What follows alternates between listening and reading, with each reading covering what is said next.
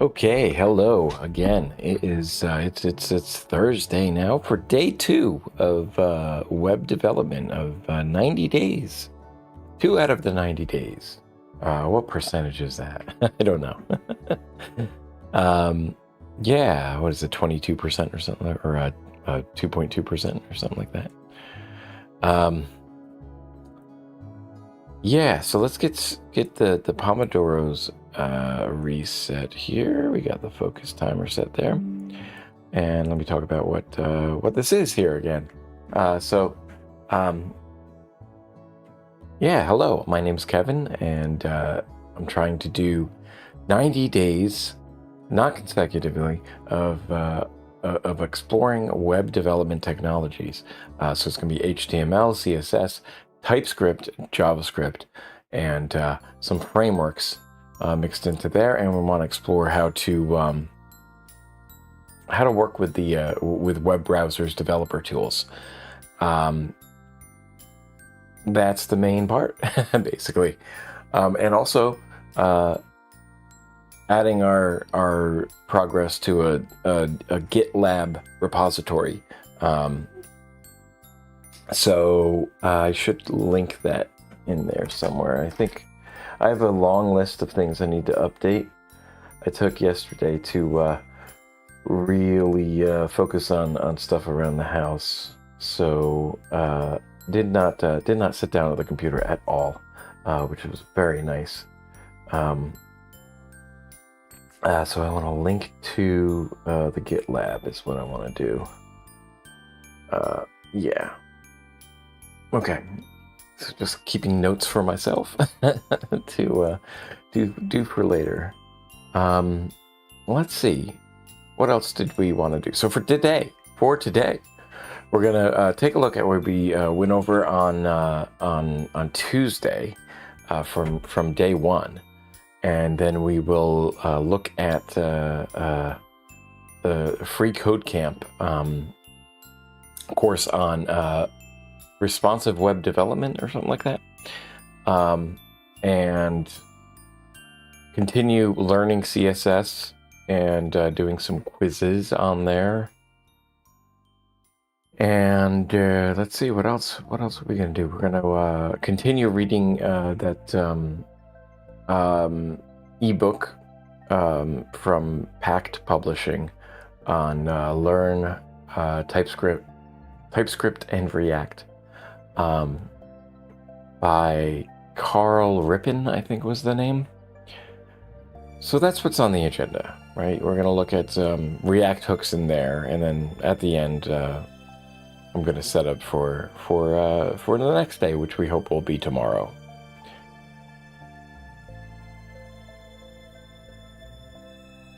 Okay, so we have the Pomodoros set up. Let me put this over here for a second. Oh my gosh, why does it blow up like that? That's bizarre. Huh, that's very weird. Okay. So let's get moving on to the main screen here. That's another thing I need to do.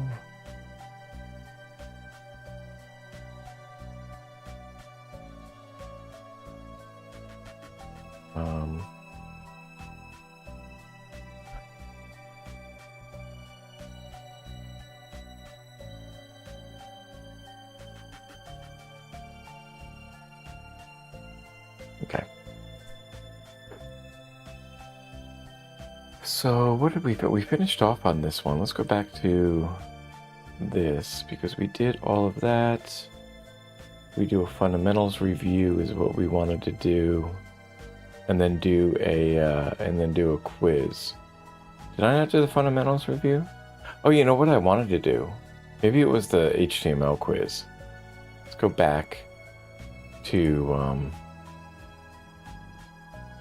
here. We'll go. Wait. Learn basic CSS. I want to go back to the responsive web design. It's designing. HTML review. And then... Oh, here it is. CSS fundamentals review and then the fundamentals quiz. thought I did we already did this review. We already did this. For some reason it didn't credit us with finishing it because I thought that we did this. I thought that we submitted that to go to the next thing. So we're gonna do the quiz. And from there. So I'm gonna start the Pomodoro timers. We're gonna do 6 Pomodoros of 20 minutes each with a small break in between. And then at the end of that block, we're going to take a long break and do 6 more Pomodoros of 20 minutes each with a small break in between. Okay, so let's get started.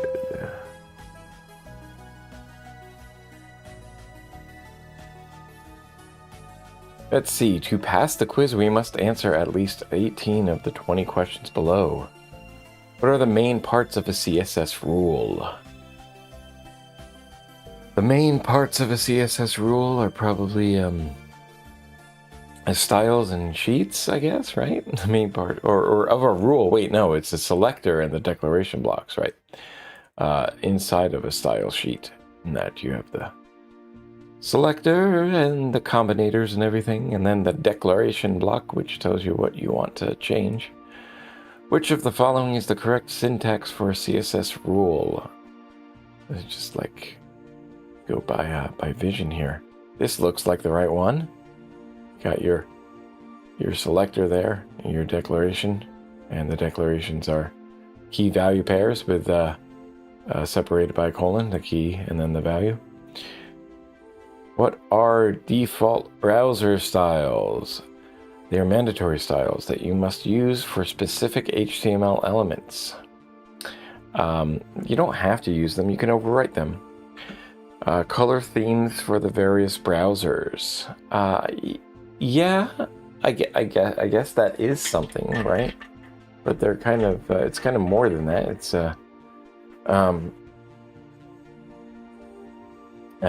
more than that, right? HTML elements that have the same stylized properties regardless of the browser. It sounds like that's not what we're looking for. I think it's with default browser styles. Wouldn't it be that each browser? Yeah, I think this last one is the more accurate one. It's with CSS. It's not with HTML elements there, although I mean the styling is affects that though. I don't know. What is the default value for the width property? We're gonna need to get some coffee to get started here.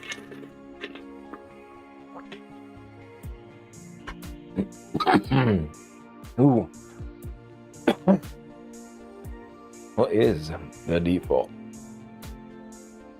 The default value for the width property. Let's see.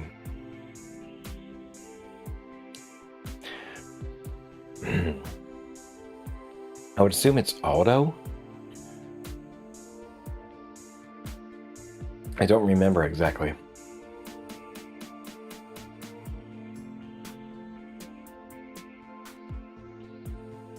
I could be wrong. It could be 100%. I'm not entirely sure. I don't remember that part. What does the min height property specify? The min height specifies the starting height for an element, the maximum height for an element. No, those two are totally wrong. The height for an element, the minimum height for an element. Oh my God, it's stupid question day. What of the following is true about the universal selector star?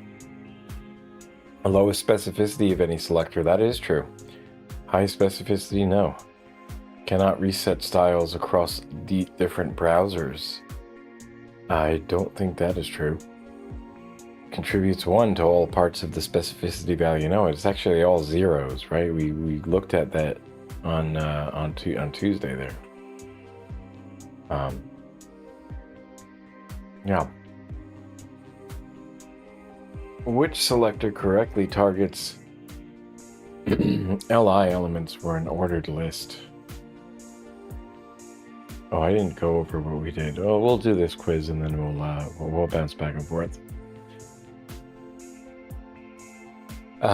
Selector correctly targets li elements for an ordered list. So if you want specifically for an ordered list, right? So you're targeting this one this first one would target all list elements, regardless of whether or not it's an ordered list or unordered list.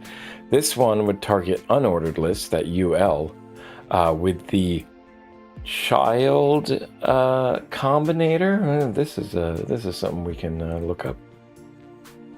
It's the child combinator, I think, right? With that one, I think it was that child combinator. Yeah. I think that's what it was. So it's all children or all descendants. Is it the child one or all descendants? I think it's all descendants.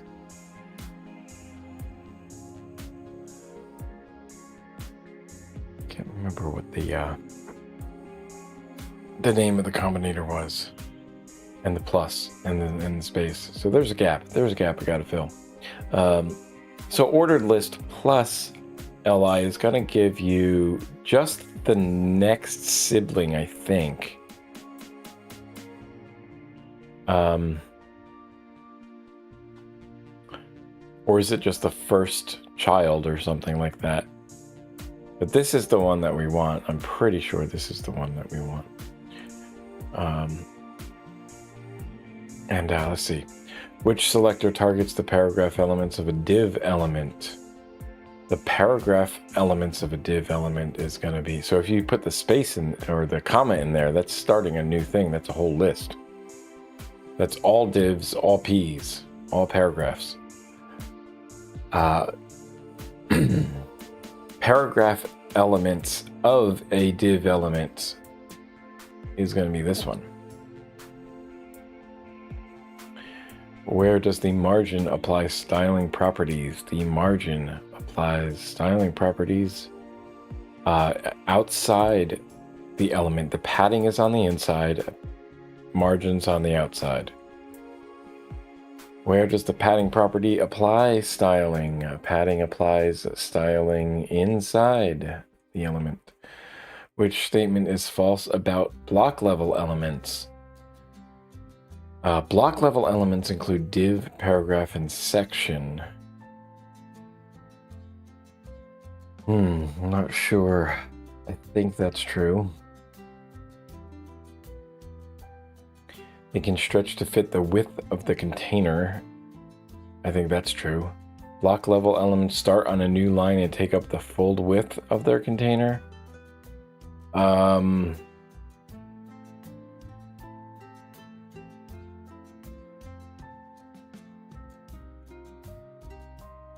think this is at least partially true. It starts on a new line, take up the width of their full container. I think that could be true. They cannot take up the full width available as they are blocked from doing so. I don't know how that would be. I think this one is the wrong one. Which statement is false? They cannot take up. Yeah.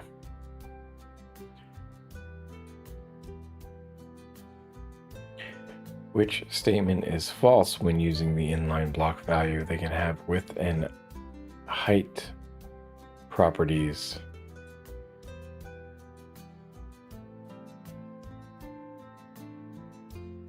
Elements retain inline flow but allow setting width and height. They do not share properties with inline or block level elements. It's been a while since I reviewed these, so I'm kind of a little bit lost here. I've worked with the inline block things before. Inline block being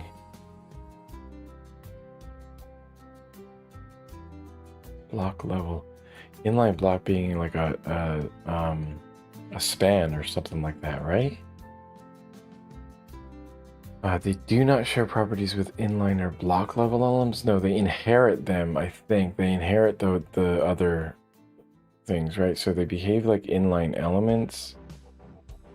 Inline. Oh wait, what's the difference between inline block elements? Inline elements.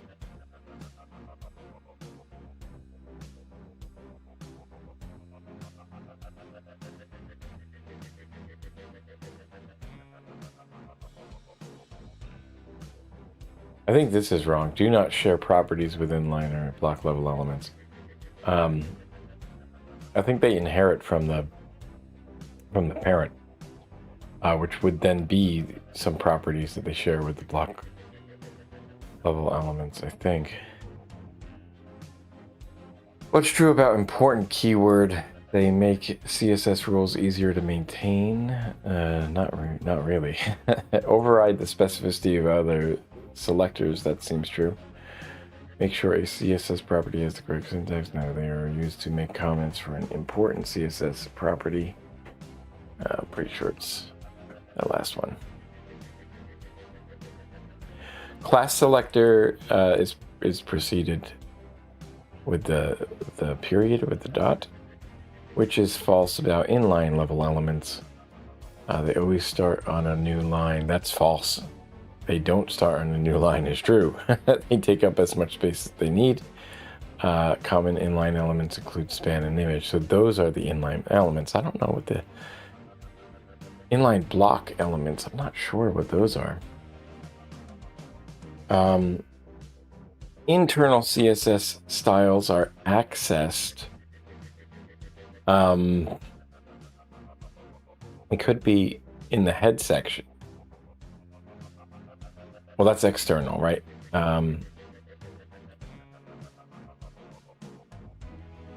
Yeah, I think the internal and external, those are are same things, right?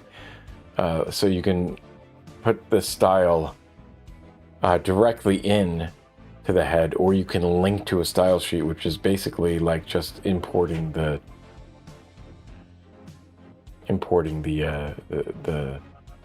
text of the file into the HTML there.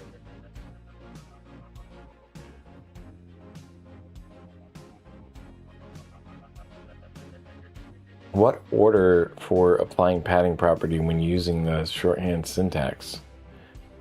Oh gosh, I didn't even bother this. I'm gonna fail this one. I don't care. I really don't care. I'm never going to use this syntax.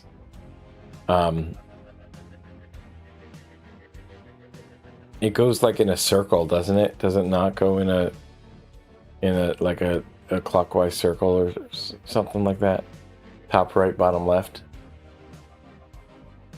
What's the order for applying the margin property? Top right, bottom left. Well, you'd hope that they would be the same if you're going to set up a shorthand style. Oh, one goes counterclockwise.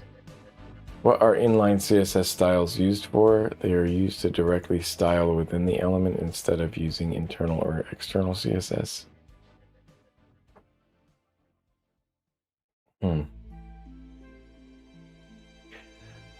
Inline styles. Yeah, so you style the element itself. Yes. Used to style elements only when they all appear on the same line. Yeah, you don't have to style inline elements only. That's not true. Used to resolve the issue of separation of concerns. No, you're actually, mixing concerns in that case. ID selector is the hashtag. And so let's see how we did. And 20 out of 20 questions correct. That's pretty solid. Okay. So we're doing pretty good, I think. We're doing pretty good with that. Now what we have more theory. We have a lab. More theory. And we have a lab. Yeah. Okay.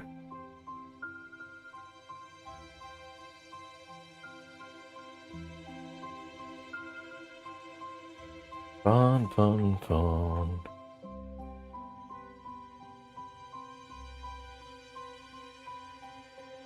Okay, so let's go back to see what we did. I explained what what this whole thing was. We worked on some freeCodeCamp courses. We worked on the same freeCodeCamp course that we're working on today. We gathered work examples for our pretest. So that was the what I can do on day one. I just kind of highlighted some of the things that I could do by having the code. in there, some basic stuff that I did, and we'll see if we can do some more stuff by the end of this 90 days. Gather steps. So we set up the repo on GitLab, and we set up our folder structure and stuff for working through this Learn React with TypeScript. And then we set up for today. That was basically it, right? So, and we look at specificity and combinator. So I want to review the combinators part. So the space, yeah, it's hard to see because so we have space, child, space. Descendant is the name of that combinator. So descendants of a specified parent. So all descendants, and then the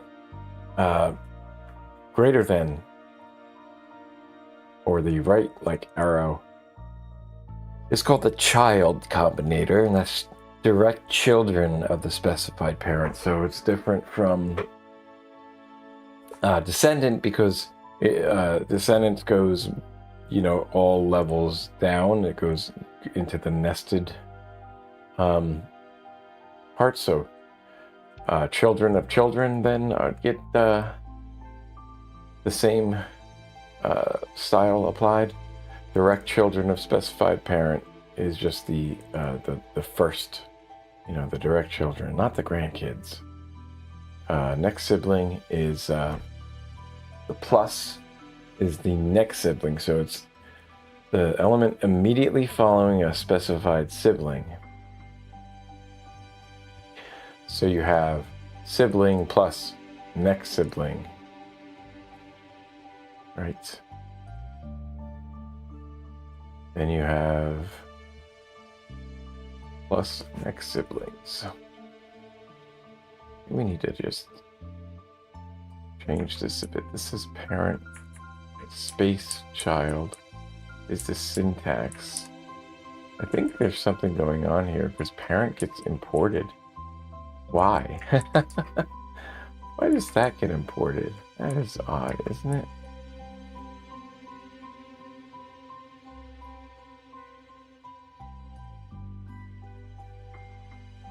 Yeah, something was a little bit off there for some reason. Yeah, I don't get it. I don't get what that was. I don't know what that was. Oh my god, wait a minute. Why is it doing that?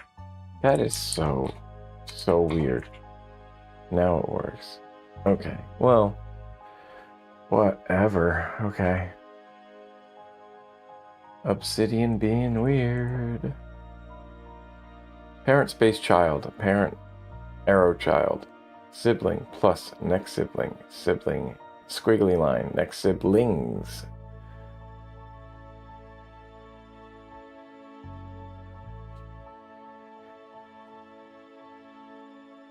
So might want to like push this one up just to keep in the flow here. You have descendant and then child.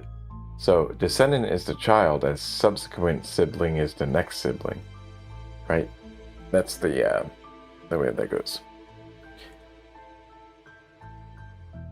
So space is to arrow as squiggly is to plus.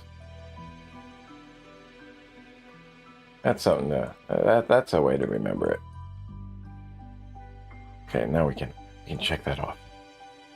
Okay, styling lists and links. Let's see how far we can get with this one. How do you space items, list items using margin and line height? Margins and line height are essential for spacing list items to enhance readability and visual appeal. We'll first start spacing list items using margins.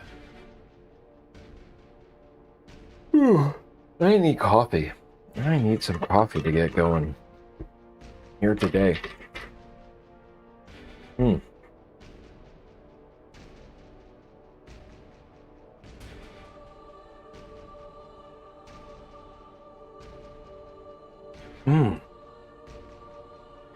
Don't talk to me.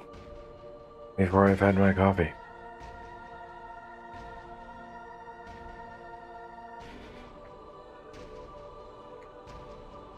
Oh boy. Okay.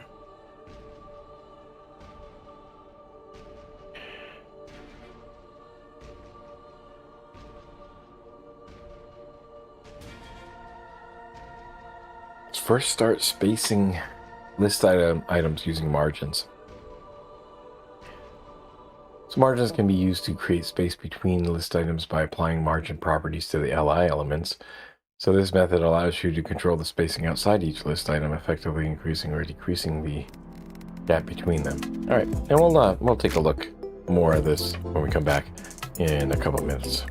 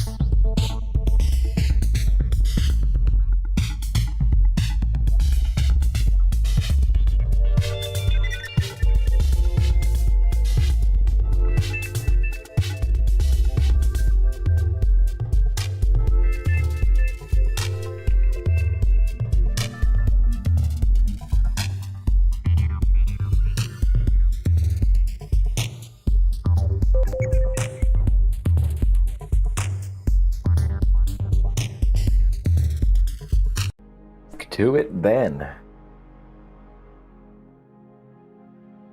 Okay, let's see.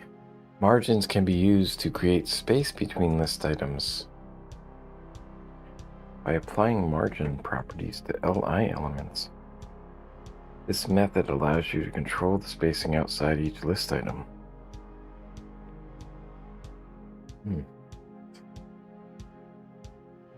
On my thing here.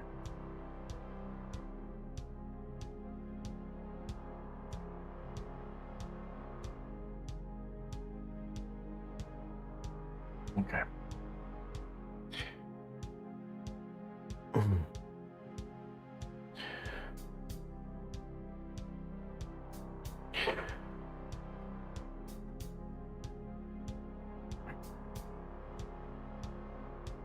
All right, so we got these unordered list elements there. Default will not apply that much spacing between list items. Apply some spacing to the bottom of each list item. You can use the margin bottom property. See, I end up using those a lot more. I end up using these because it's just more, it's easier to read.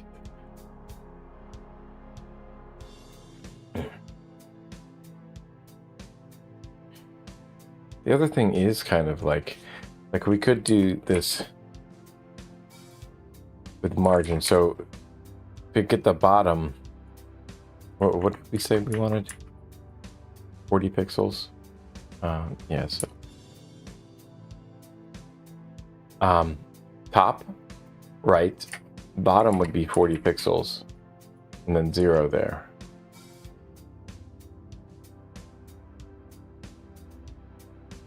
So we can do it like that as well. The margin bottom, right? Or maybe they're going to say that you can use it like that anyway.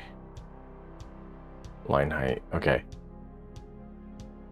So a margin will be applied to the bottom of each list inside the unordered list. Well, that's in the list item, right? So if you wanted each list item, right? Okay, I thought it was the bottom of the list. Oh my gosh, I can't read. Another way to space out items. We use the line height property. Line height property adjusts the vertical spacing between lines of text within a single list item. It primarily affects the spacing between lines of text within each item. It can also indirectly influence the overall spacing between list items if items contain only a single line of text. Okay.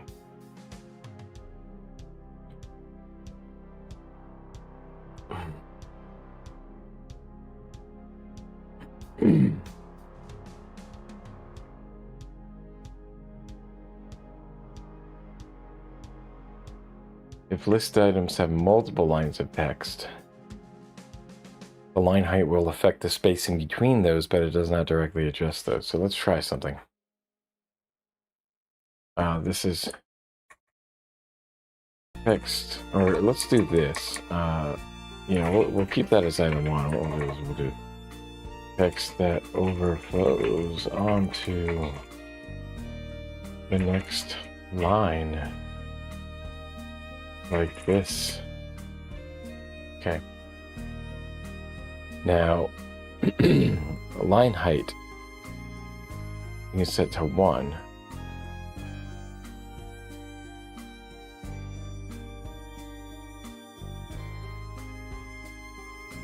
And then if you want to add the margin, you can do like, let's add 10 pixels on the top, and we'll add 10 pixels on the bottom.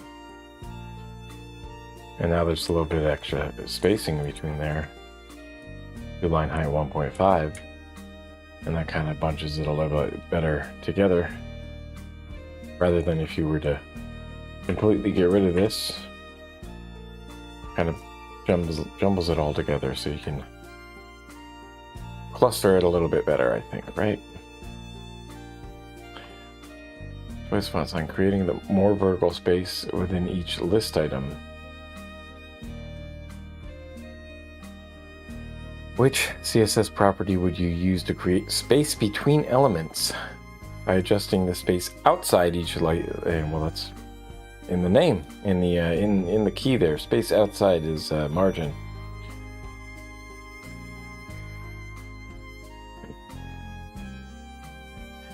So given a CSS rule, what does affect this? What effect does this have on list items? Adds space below each list item.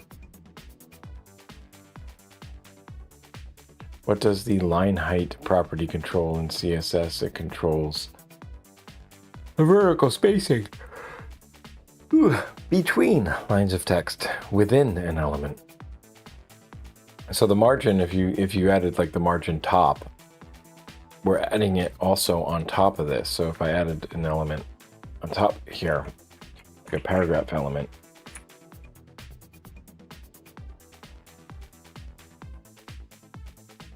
if we get rid of the top and only keep the bottom, wait, yeah, like so.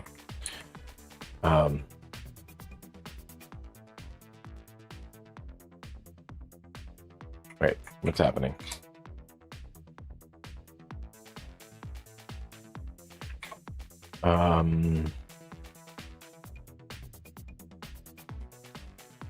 If we add space above,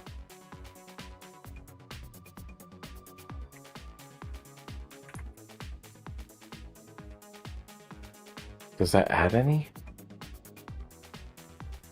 Yes, it adds there. So we can add there, but if we're changing the line height, that won't change. Oh, it does. See, it still changes. Still changes the difference, the distance. That's weird. Wouldn't you think it wouldn't do that?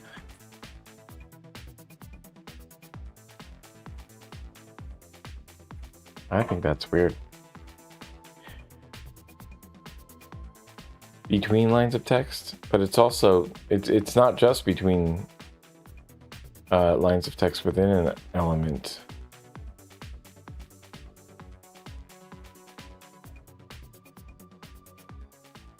Yeah, it's not just between there.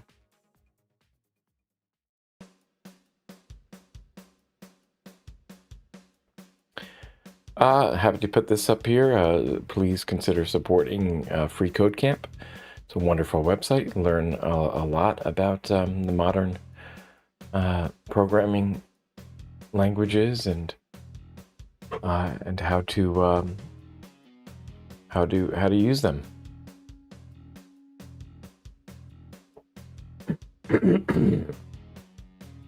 How do the different list style properties work?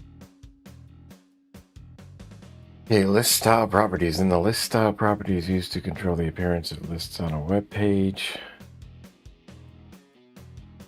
Whether you're working with ordered lists or unordered lists, the list style property allows you to customize how list items are displayed. List style property is actually shorthand for the three other properties: style type, style position, and style image. Okay. Each one plays a different role in defining the appearance of lists. The list style type property allows you to define the type of bullet point or number used in a list. So for unordered lists, you can choose from several bullet styles such as discs, circles, or squares. For ordered lists, you can use different numbering systems like decimal, Roman numerals, or even alphabetical characters. So in this example, bullet points of the unordered list are changed to squares. The list style type property is the most commonly used of the three, as it directly affects the appearance of the bullet or numbering style in your lists. Okay, so property controls the position of the bullet or number in relation to the first item, the list item's content. Okay.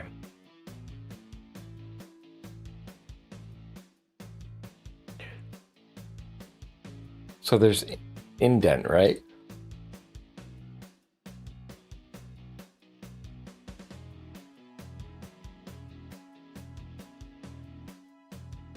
So they're saying it's shorthand. So you can do the type, the position, and the image. So if we did something like this,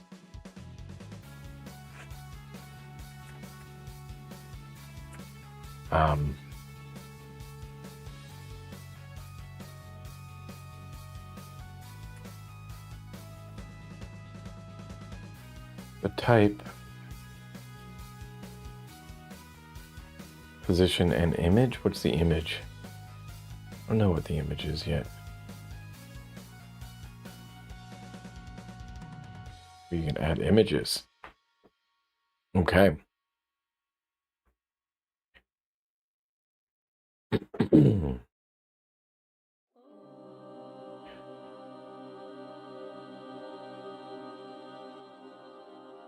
So in this example, both inside and outside values are provided for two different unordered list tags.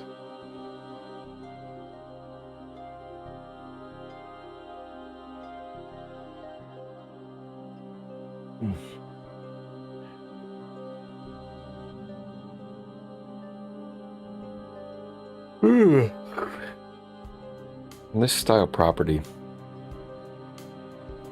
Useful when you want to control the alignment of the list content, especially in situations where you have multiple lines of text in a single list item.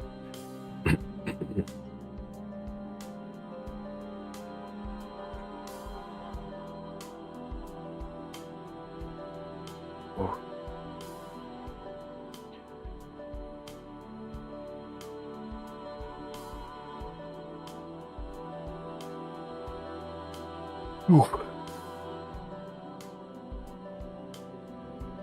you can add a personalized touch, but you'd like to change the size of the image, though.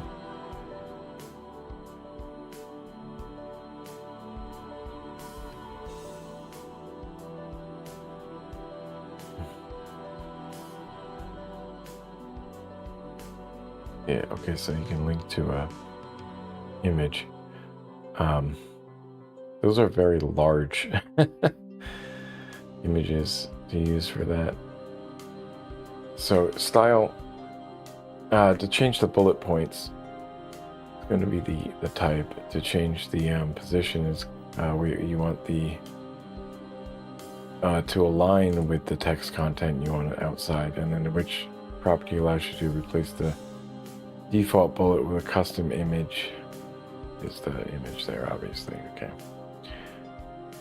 Did I not answer this? So you want bullets of the list to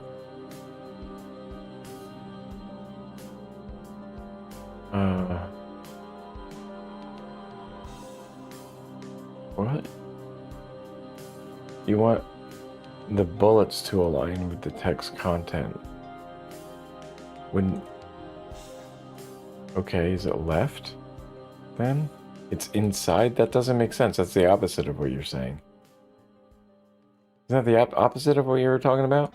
Look it. You said inside is this. So if I had align with text content.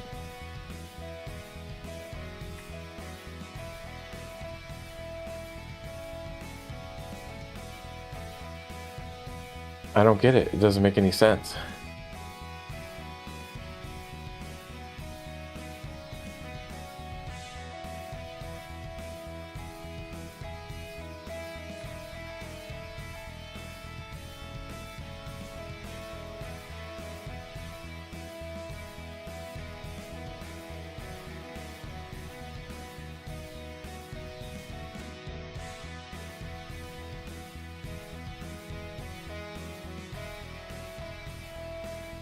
The bullet or number appears inside the content, which may cause the text to wrap and align with the bullet or number.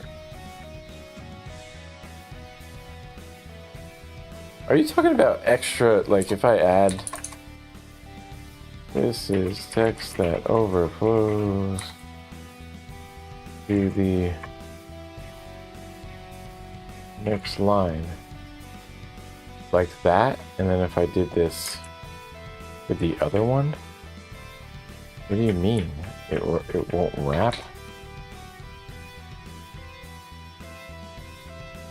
So you want it to align with the bullet. Why didn't they say this? Why didn't they do something with this? Because they're not really explaining anything with this. But if you add something that overflows to the next line, now we understand what you're talking about. I think there's a bit of an oversight here. So, I would suggest they did this.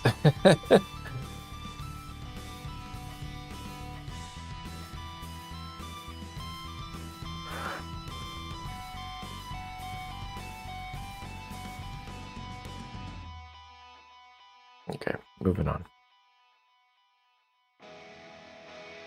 Maybe I need water.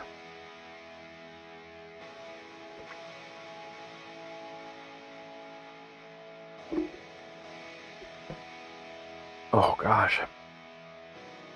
Having a hard time getting started this morning. What are default link styles important? So why are they important for usability on the web? Default link styles play a crucial role in enhancing usability and accessibility on the web. These styles, typically blue for unvisited links, purple for visited links, have become a standard that users have come to expect and rely on when navigating websites. The primary purpose of default link styles is to provide clear visual clues that help users distinguish between interactive and non-interactive elements on a web page. And this distinction is fundamental to creating an intuitive and user-friendly browsing experience. Let's consider the following default styles for links.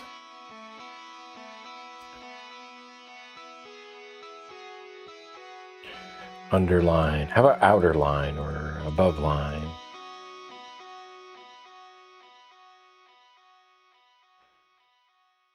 What text decorations do you have available to you? Does this have a, whatchamacallit? It does! Look at that! Isn't that fun? Do yellow? I don't know what that means. That's a color. That's not a, wavy?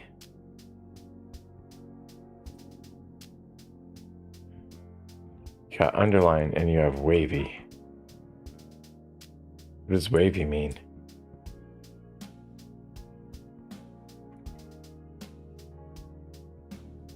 So you need wavy underline. Haha, that's fun. That's cute. Any others that you can do? Oh, you could do different colors, I suppose. Yellow underline apparently does not work. Oh, because it's visited. We already visited it, apparently. So if we do text, oops, decoration.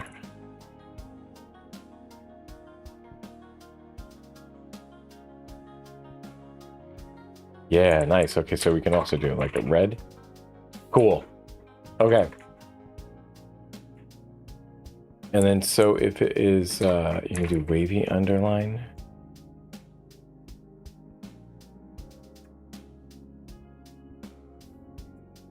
Okay. And is there any others that we can do? I don't see, like it's really, oh, line through. So we can do overline. Red overline. Let's take a break. I'm having too much fun here.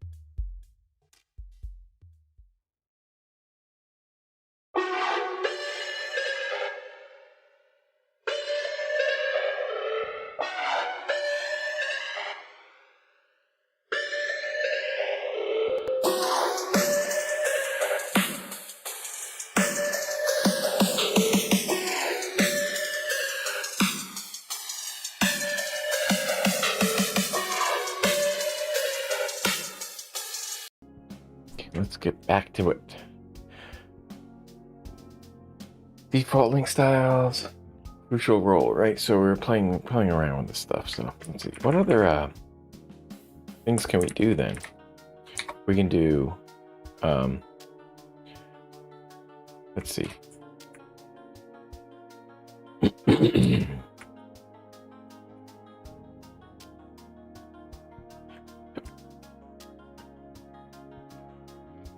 Overline. Oh, how come it doesn't like scroll through? Line through. Red line through. Wave view line through. Well, it doesn't seem to work.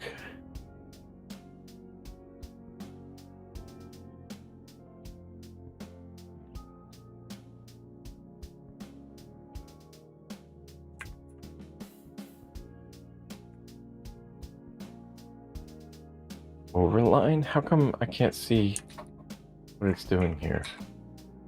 Maybe it has to be set over here?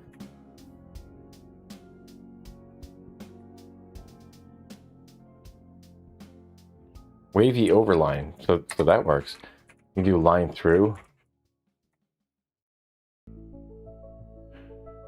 But I can't change the color of it for some reason. The color will stay the same when changed there.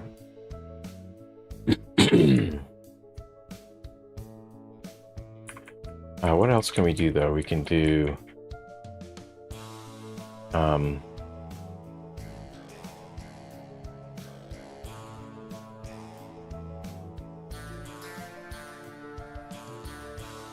line through. We can do overline. That's pretty cool. Important functions for it, so contrast is critical. Scan a page and find navigational elements or important information. Underline further emphasize that the text is clickable, providing an additional visual cue. Particularly helpful for users who may be colorblind or have difficulty distinguishing colors.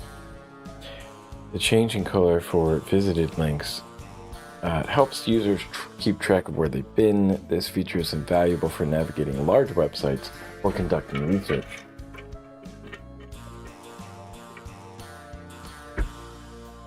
Okay. Learn more about cats and dogs.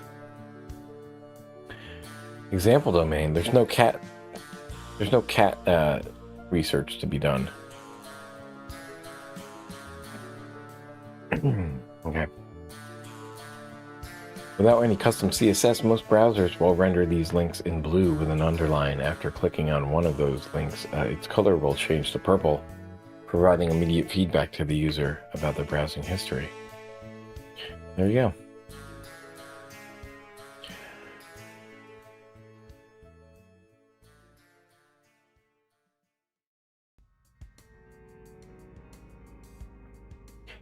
Okay, so after clicking on one of the links, yeah, okay, I already read that.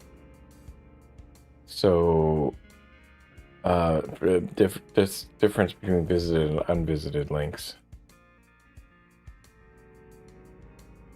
Choose colors provided a contrast for the background. Right, okay, so you clicked it and then it...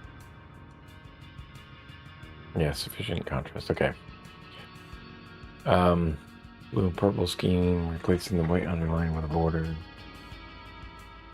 on a border.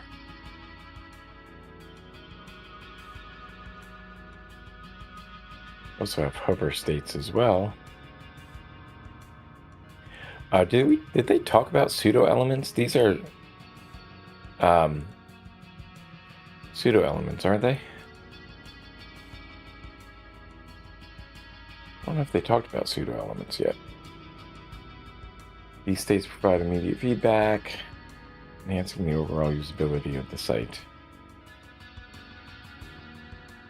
Okay, why is it important to have a distinct color for visited links? Makes the website more colorful. No, it helps them keep track of the pages you've already visited. It's a legal requirement for websites. You must do it. It's illegal if you don't. Why would they even make it possible to not do that then? Which of the following is not typically a default style for links in most browsers?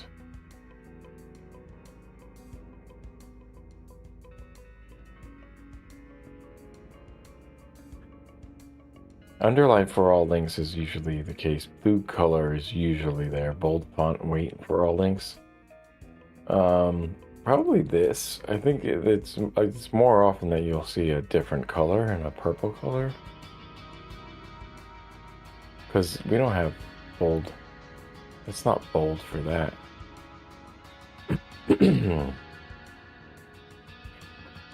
When customizing link styles, what is an important principle to maintain?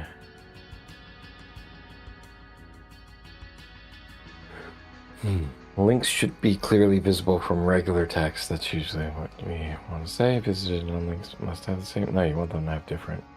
Okay.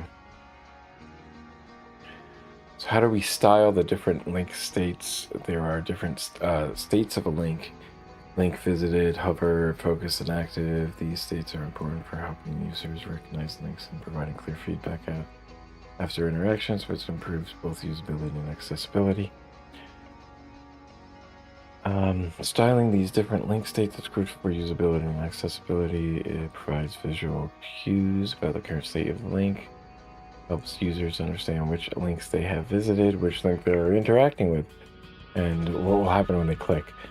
For users with visual impairments or cognitive disabilities, these distinct styles can make navigation much easier and more intuitive.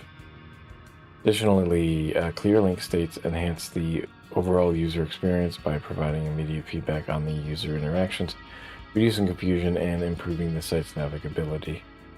These states can be styled using something called pseudoclasses in CSS.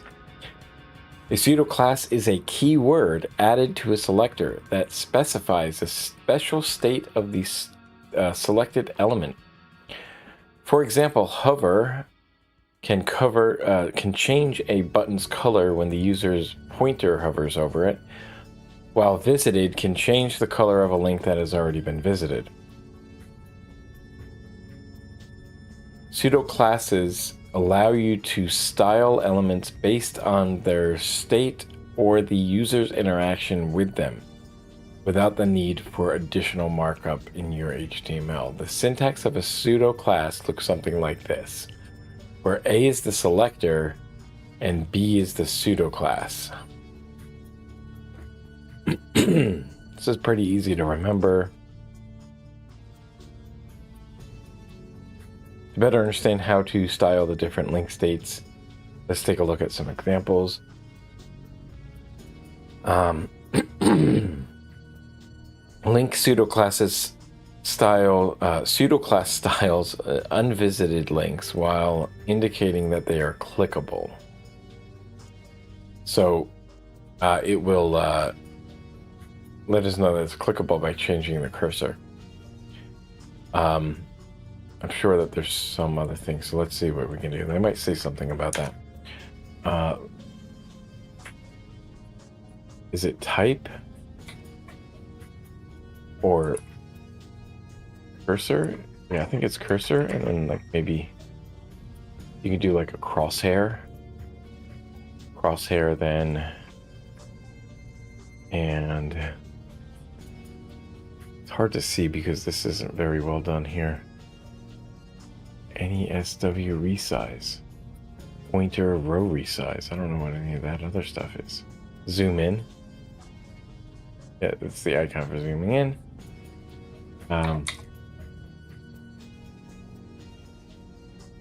Wait, don't know what any of that other stuff is. Initial WebKit zoom out. No drop. Oh, I thought I saw something with a shadow.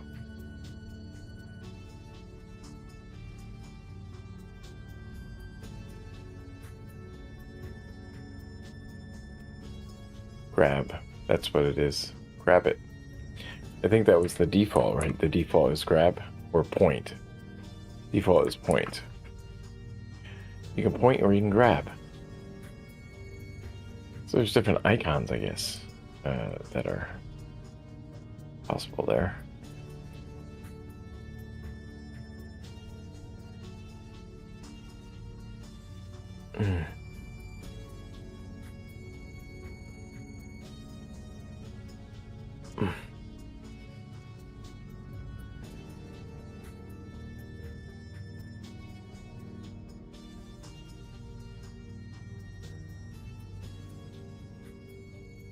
And then so visited, you can also change this as well.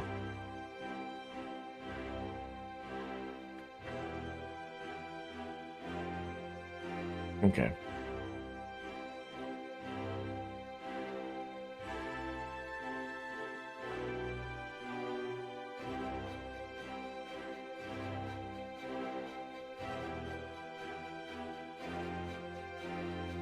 When the link is focused, okay, it's not changing to orange though. I don't see it change to orange. An outline around it? I don't see an outline.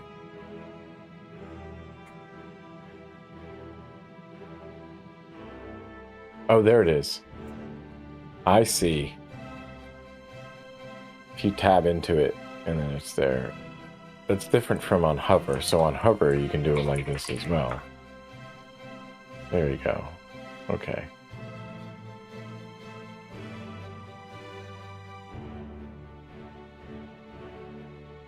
Yeah, different on hover. So focus is when it's focused in with the text.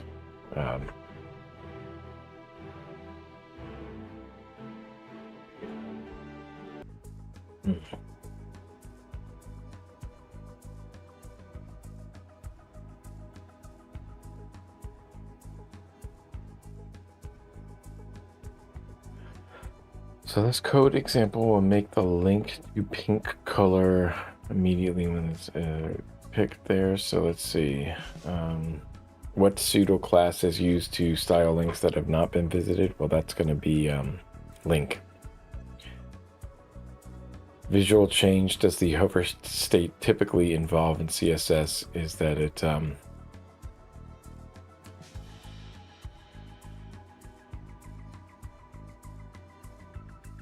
the link becomes larger and the link text changes. Okay. Oof. Okay. Link text becomes bold.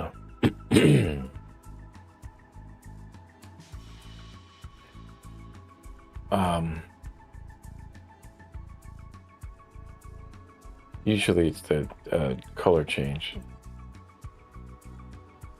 I'm having a best brain day today.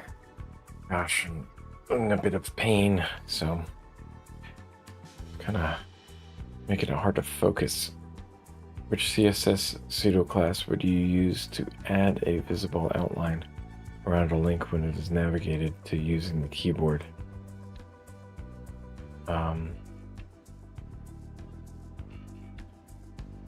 That's focus, right?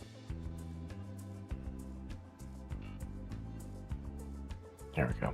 Okay. And so what do we have? We should have a lab here, and that should be fun. Build a stylized to-do list. There's a lot to do in this section. CSS. I wonder how far I can get. I might like turn the mic off and just go with yeah, and just go with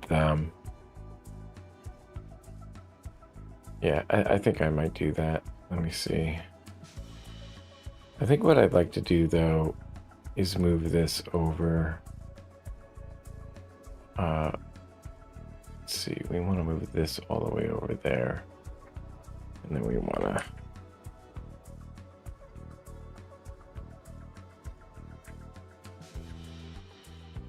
it doesn't let me do that.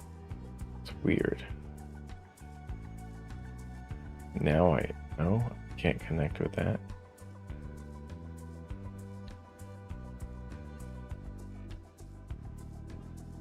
It's odd. How come I can't do that? Let me see. Windows is being weird. I have to link it up somehow. There we go. And now I can link it. Go that way. There we go. So I'm going to focus over here. Build an app that is there. You know what? Maybe what I want to do is to get the focus, the preview out here.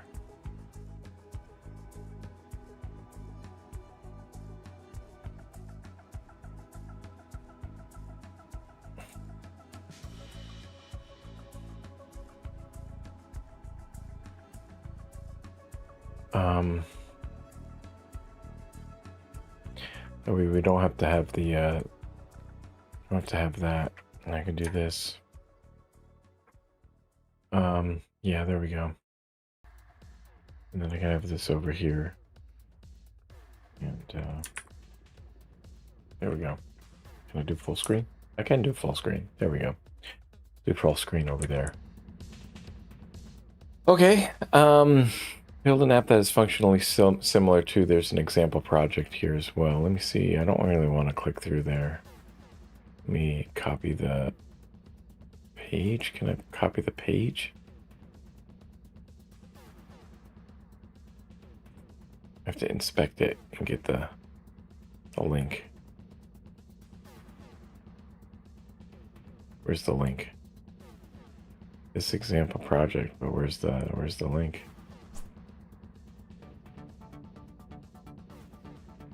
Oh, they have it built in. Okay, or whatever. So maybe it's just a pop-up. Okay, so it is a pop-up. That's decent. Okay. We're gonna have my to-do list. We're gonna explore gaming keyboards. Can I move that over? No, I can't. Okay, that's cool. So I'll practice the different styles that can be applied to links when they hovered over, focus, clicked, and visited. Fulfill the user stories below and get all the tests to pass to complete the lab. So where are your list?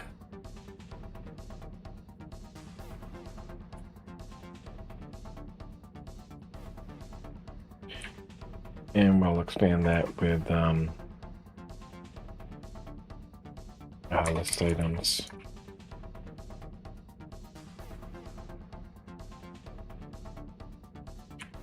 And what do we want to do inside each list item? There should be an input element with the type checkbox. Okay. Input element.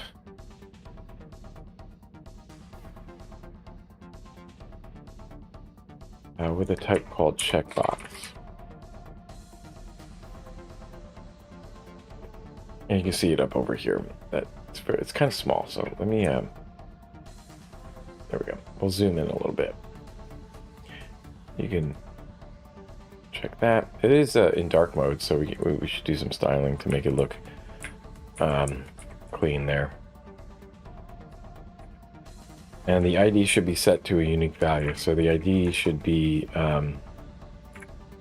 let's say item 1. We'll do to do 1 or something. To do 1 could be 1.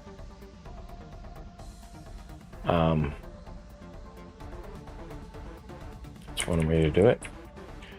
A label element for the for attribute. So there should be a label element here. Label element. Where the for is the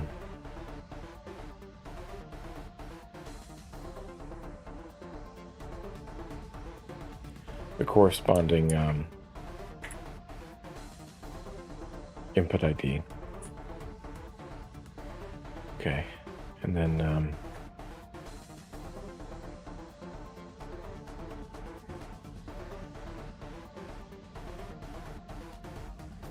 view item. It's hard to see because this is in the whatchamacallit. Yeah, I'm gonna take a break.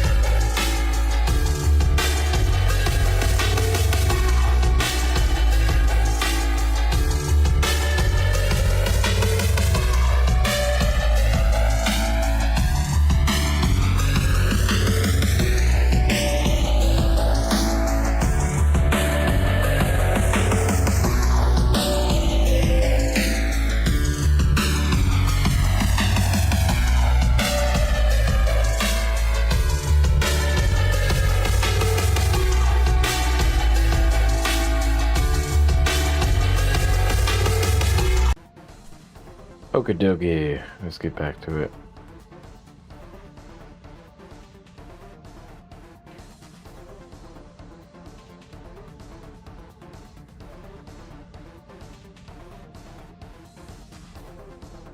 Oh my gosh. I want to add some basic styles to this because I just want to get this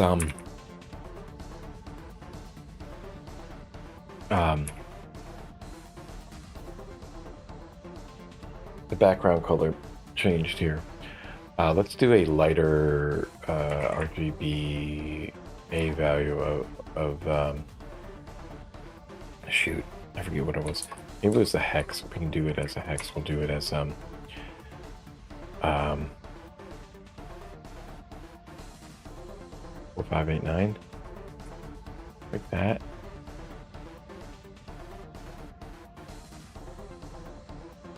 Does it not work? I need to have. How come I can't do that?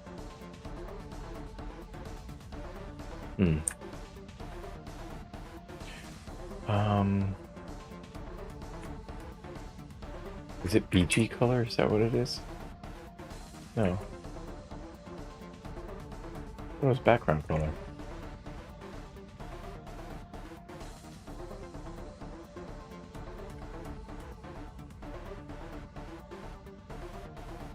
I guess I have to make it important. That's weird. No? What's going on? What are we doing? What's going on?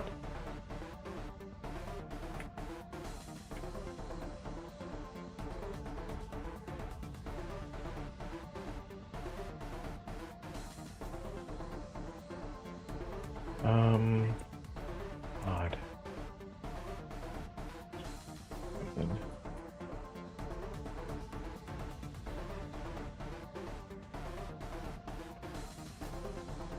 What color is it?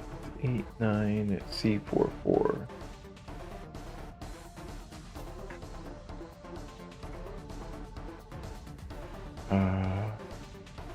F. Is that what it was?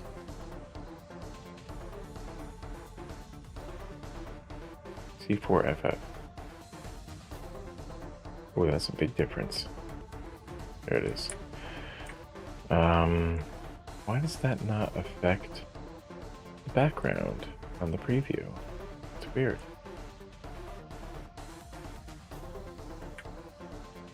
It is background color, right?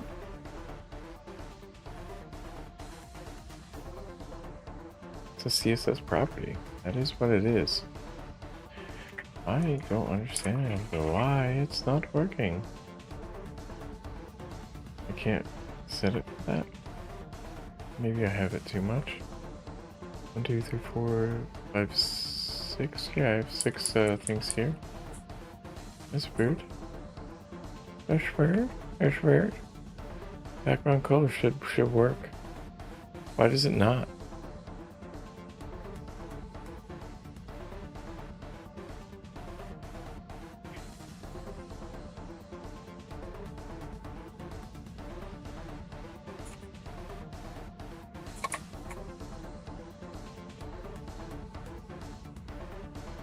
So odd.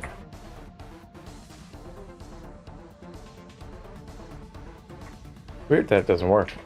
But I'm kind of confused why this wouldn't work.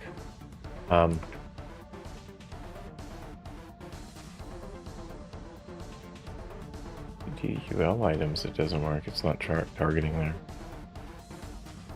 And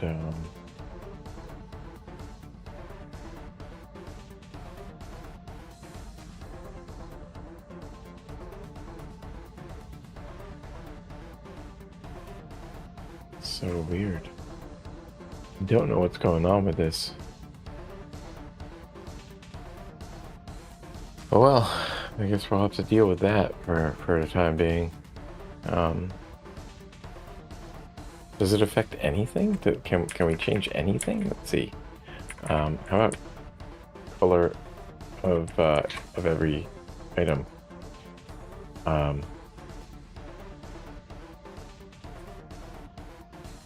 89C4 effect.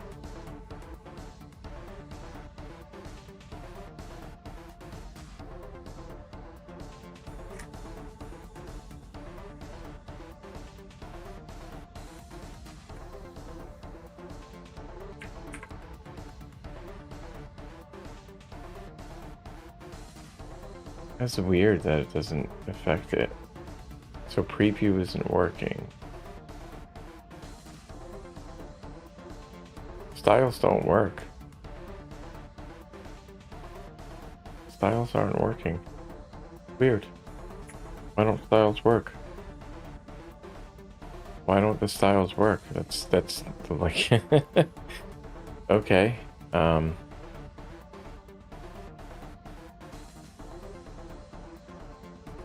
Oh, because we have to import. Oh my god. I thought they would give that to us. I thought that would be a given. Link. It's like type as style sheet or something like that. And then, is it source? And then we just say styles.css. Oops. No. Okay.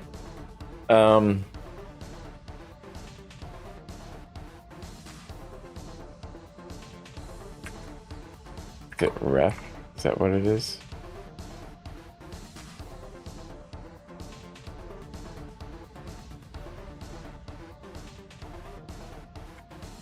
Oh my god. I forget how to do all this stuff. Oh. Link rel or ref? Rel? Oh my gosh, I forgot what all of this is.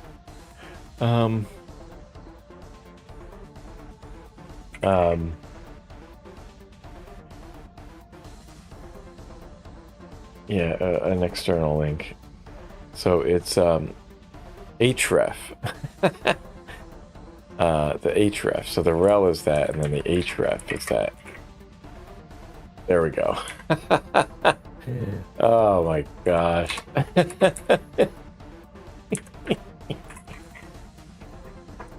It's been so long. It's been so long since I did this. I'm having the best brain day. Okay. Let's do, for our colors, we'll do our nice little blue there. We want it darker, actually. What is my darker blue?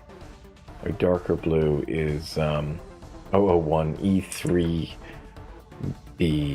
001 E3B. Oops. 001. Oops. 1 E3B. There we go. And that's nicer. Okay. And then we'll try to style the checkboxes and stuff as well. So we have an input element with the type checkbox. And we have... probably make this like... Let's see. Make it like this. That way it's easier to read this way.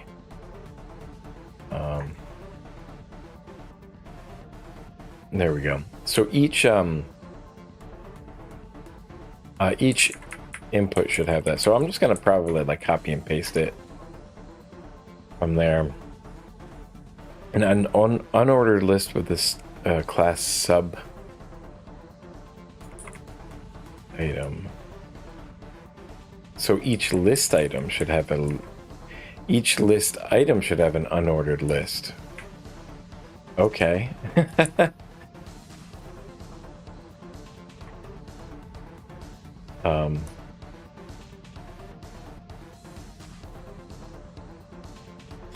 And then the class should be sub item for that. And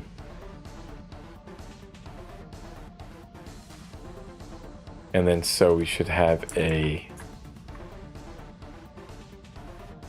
list item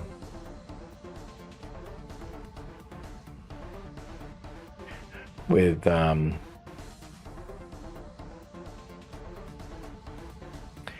anchor element inside of it, and so the class would be sub item link, and the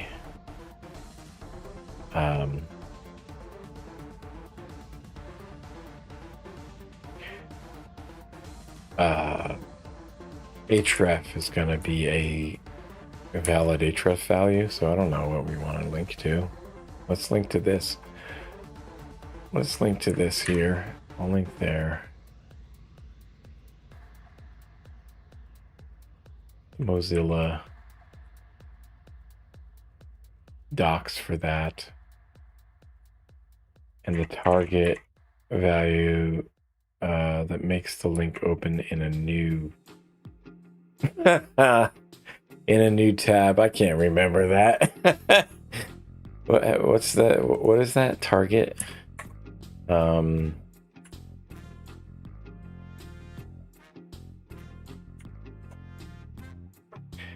Target property. Let's see. Blank? Is that what it is? I think that's in a new tab.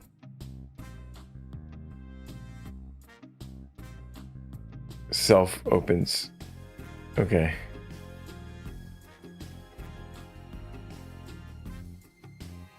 Okay, but it doesn't tell us what each one does, though. We have this, though. Okay, so usually a new tab, users can configure browsers to open a new window instead. Okay, and that's what it does. Okay, moving on. So for A, element should not have any text decorations, so we're not going to have any text decorations on there. Okay, that's fine. Should set the text color of the unvisited links to a color of your choice. Okay.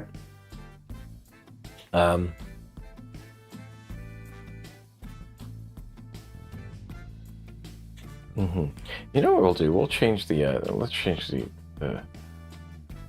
background. We want it a little bit lighter. Let's make it a little bit lighter for more contrast here. D8EBFF.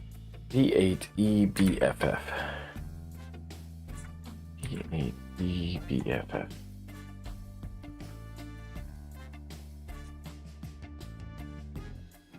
There we go. Now there's just more contrast here. And so when we do link items, so we can say link items are going to be with the color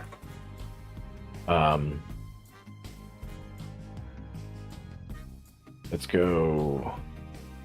get our, we should just do our like root thing, the root, and then we do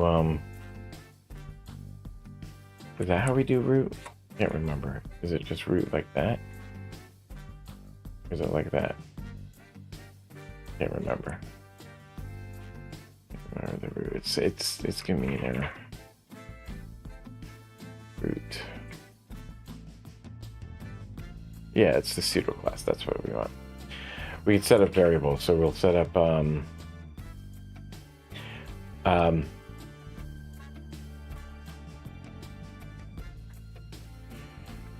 the lightest of blue.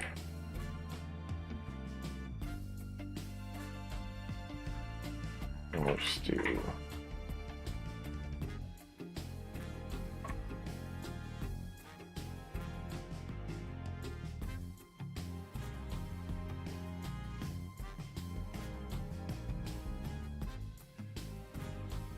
and then we'll do this as the dark blue.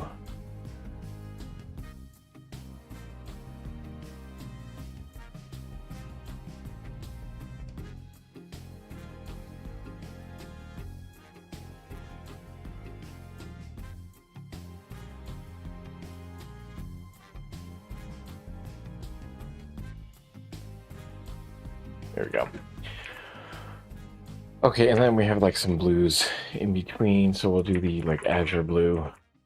It's going to be the middle one, which I think was like 0080FF.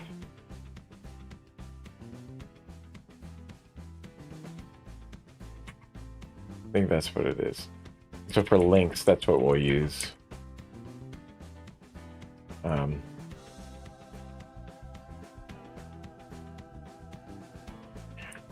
So did we get any links in there yet? Let's see. There should be something here, but there's nothing listed there yet. So a list item with an anchor element in it. The anchor element should have a valid thing that makes it to a new tab, but I don't see how we're getting around with that. You should set the text color of your unvisited links to a color of your choice. I set that. When your links are visited, they should change, but I don't like what okay, link. Oh, right, but we need to give it some right. Need to give it something here. So this is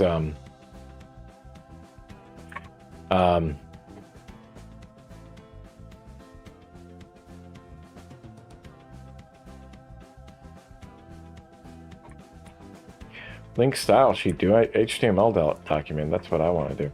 Okay, so the link is not working there, so we should do A as a link. Anchors should be as Azure Blue, but it's not listed there. All right.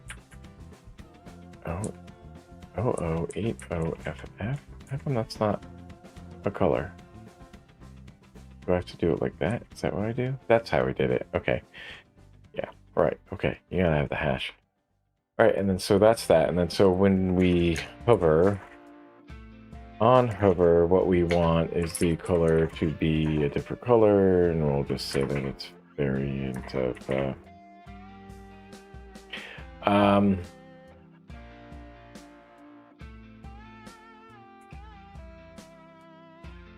cool blue will be a darker one, or a lighter one. Cool blue. And that was the, when was that? 89C4FF. 89C4FF.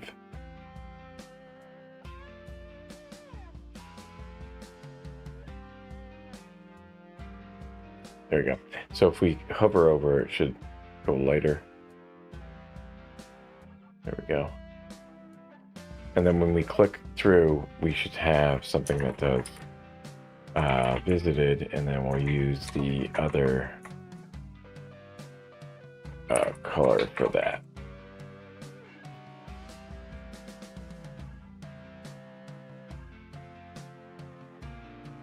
And we'll do that as a deep blue, I think. The deep blue sea.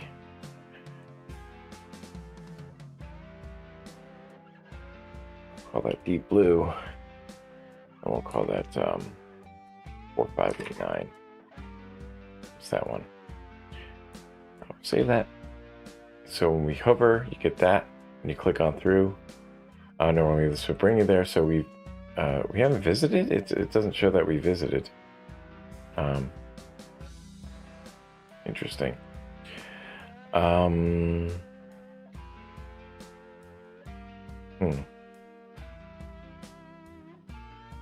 I don't know. This isn't great separation of or contrast here, but that's fine. When you hover it, it's not really that good contrast. That's okay. That is okay. Yeah, styles. We'll turn that style off. Alright, so what are we missing here? Because when your links are focused, there should be a colored outline around the link. Focused.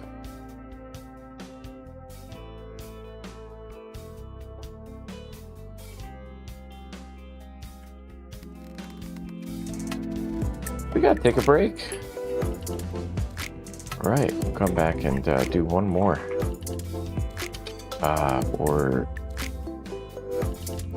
Yeah, or actually 2 more. I think we're on...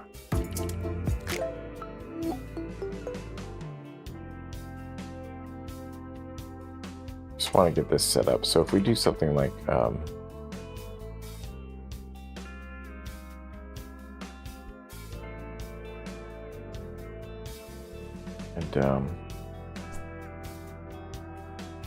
was it a type? Forget what it was. We'll come back in a minute.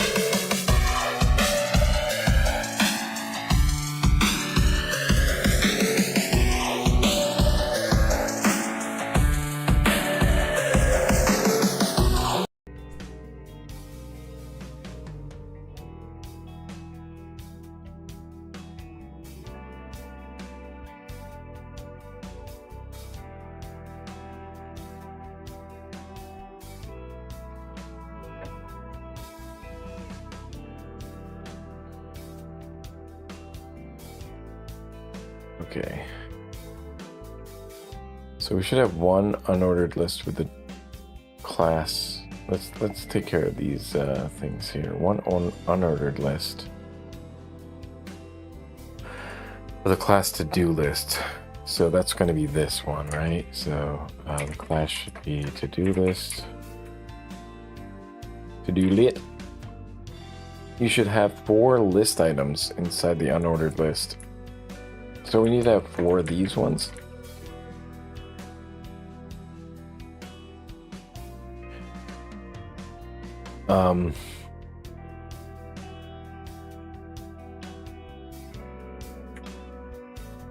Yeah, so we need to have these Okay, so inside each of those, there should be some other stuff.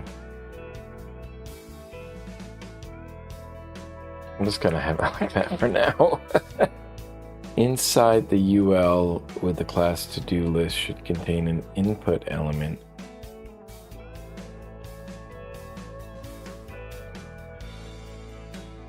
With a type checkbox, I think that's right, we do have that.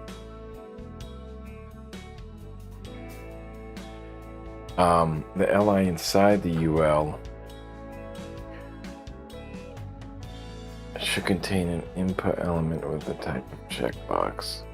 Oh, we already had that one, right? That was the third one. LI inside the UL with the class to-do list should contain a label element. We have that. So we need to change the unique identifiers here. So we need to change this to 2, this to 2, this to 3, this to 3, and then this to 4, and that to 4. All input elements should have an ID. That's what I just did. All label elements should have a 4 attribute. That's what I just did. All label elements should have some text. Yeah, they do. Oh, wait, all label elements should have some text. Yeah, they do. Okay. The ID and 4 values should have corresponding values. That's true. Should be an unordered list with the class sub-item. Yeah.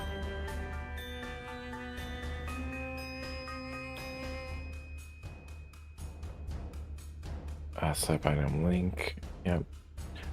All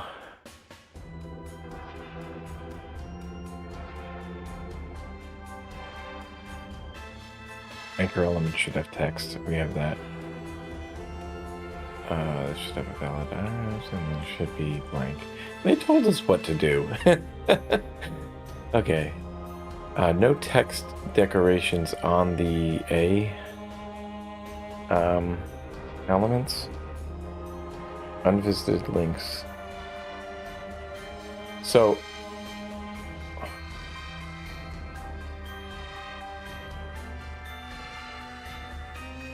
I'm not sure. Interesting there. Unvisited links should have a text color set to a color of your choice. Should change. I think that's it.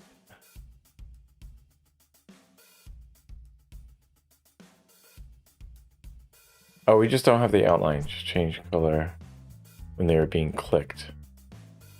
When they are being clicked? How do we handle that again?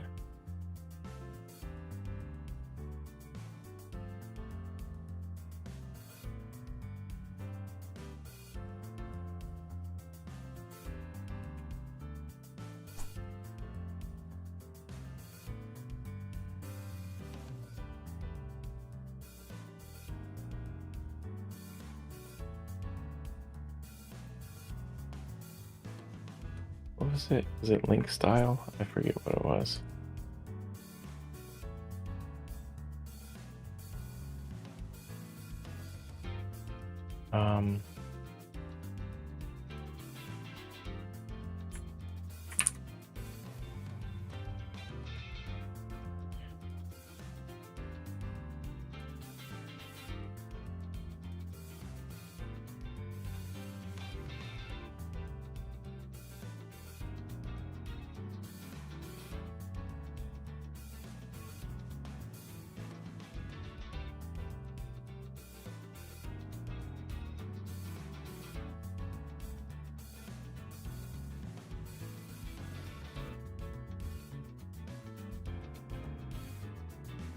So it's an actual thing. So it's outline solid.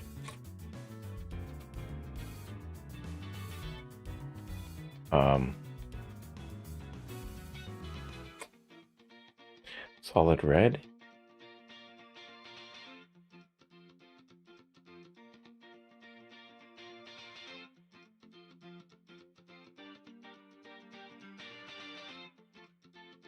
And then is there a width? Okay, so we should do it as this. So we need like 10 pixels, solid red.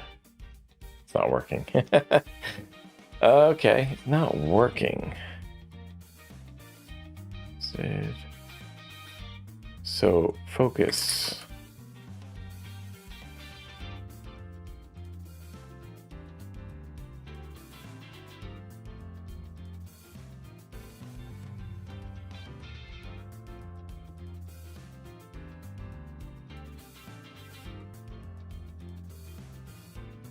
So anchors on focus should be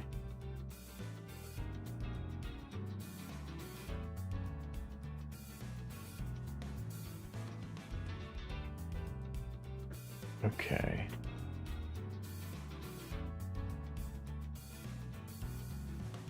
Oh, I know why. Okay, there we go. I was doing it wrong again. Okay. There we go. When the links are highlighted, we do that. Oh my gosh, I forgot that it was that. On hover is where we want. Okay, that's what we're talking about. I am dumb. I am dumb. Okay.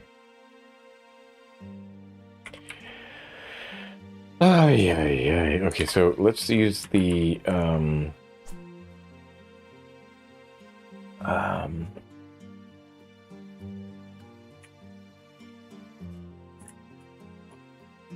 Azure Blue for that.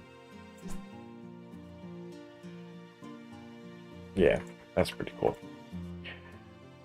Yeah, and I guess we could do like outline.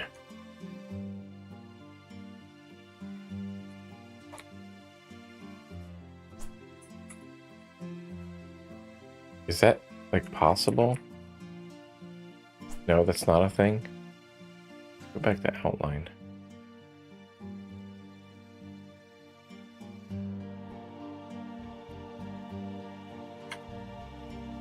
Outline with outline style.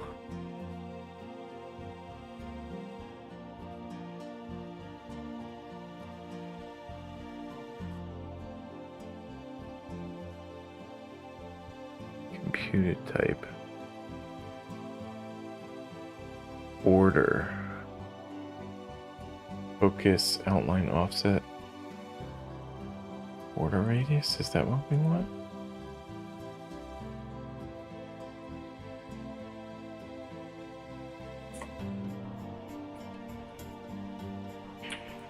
Go 1 pixel outline there. Background would be different, but we also just want to have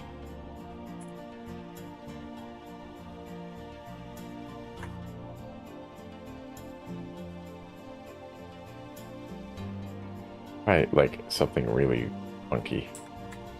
There it is. Okay, so that's how you can control it. But we'll do it as like 10, I think. Ooh, that's even rough. It's a little too rough there. Okay, so there we go. That's pretty cool. I think I like that. We can just go slight, a subtle one. There we go. That's pretty cool looking.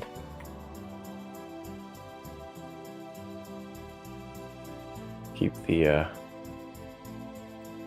thing going there. It's pretty nifty. Okay.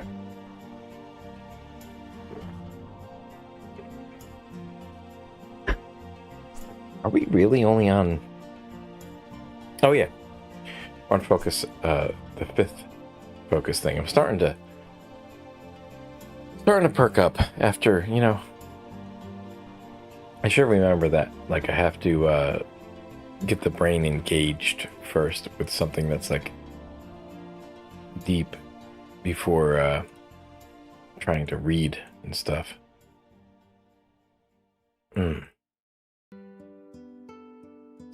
This wakes me up a lot better than okay, so when they're being clicked, so on click,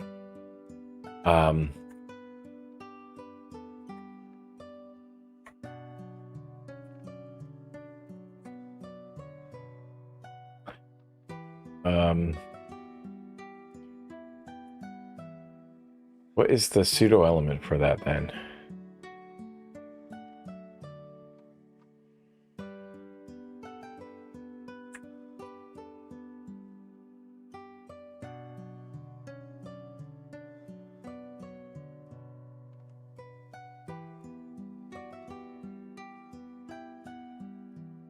It should change when they're being clicked. So on hover that does that. But that, I mean, does that not? All right, they don't change color while they're being clicked.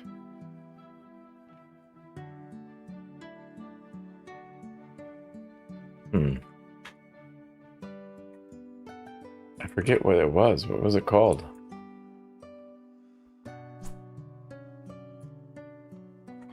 In use or something?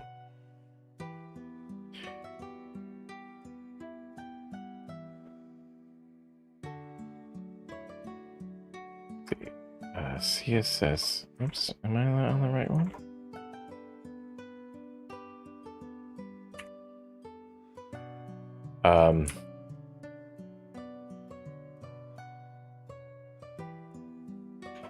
Change link color while clicking?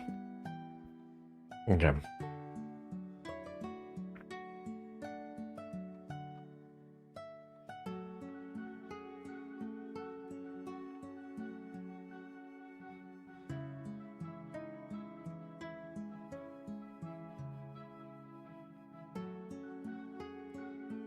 Active.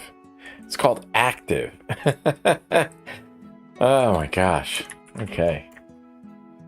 And so we want to change the name of the color of this to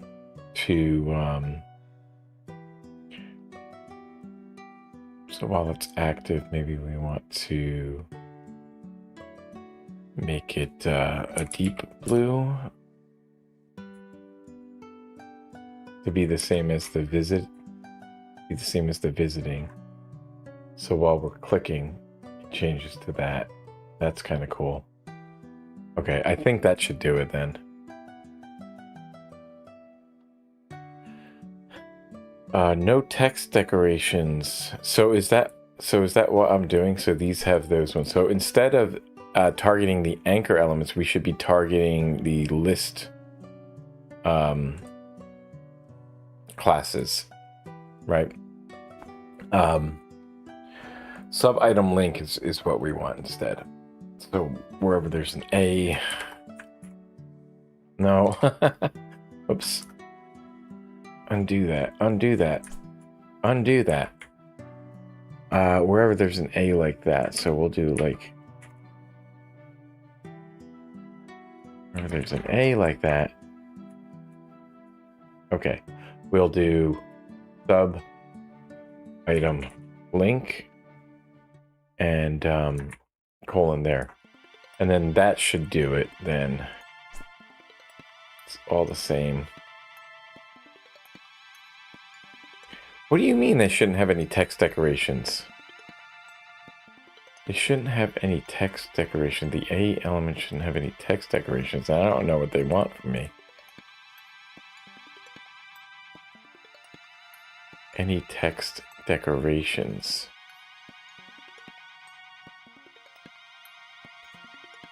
What do they want? What do you want from me?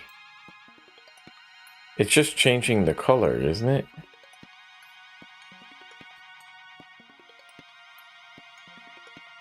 They shouldn't have any text decoration. So none of this. So then how do I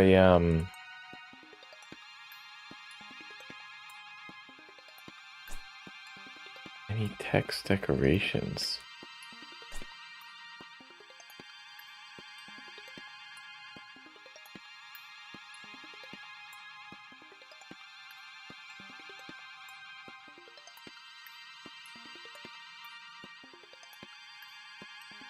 What do they mean by that? What do they mean by that? Let's get some help here.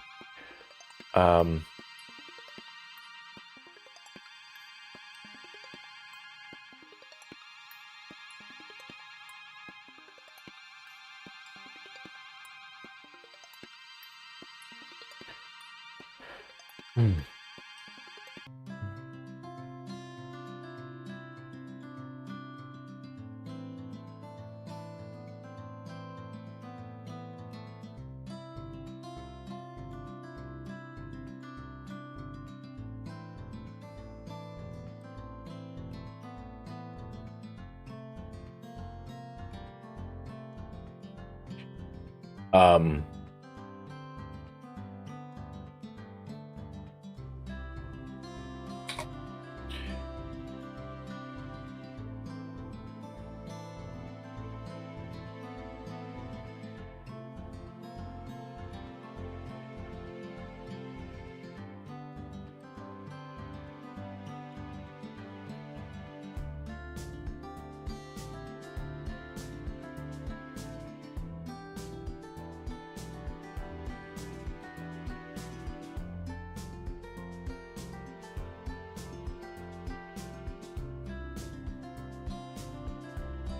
he's changing that, but then list item,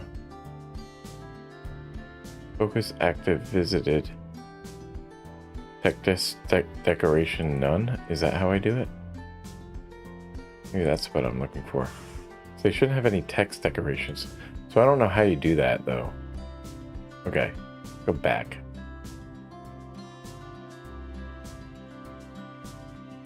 It's really annoying that that's there. Okay.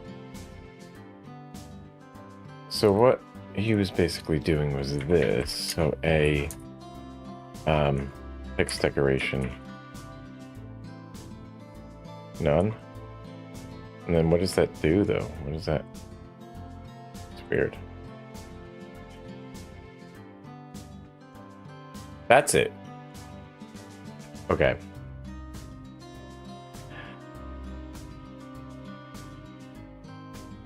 Those text decoration and stuff. Sets the appearance of decorative lines of text as a shorthand for text. Decoration line, text decoration color, newer text decoration thickness property. Okay.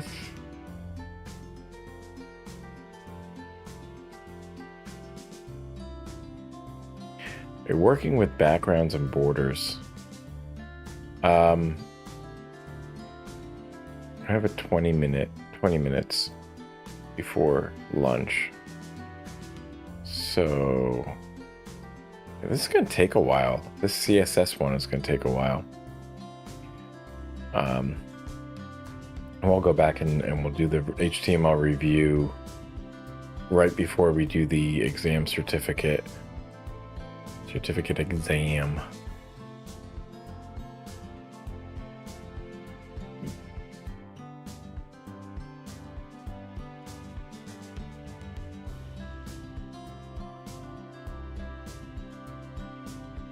All right, so we'll see how far we can get with this and then take lunch.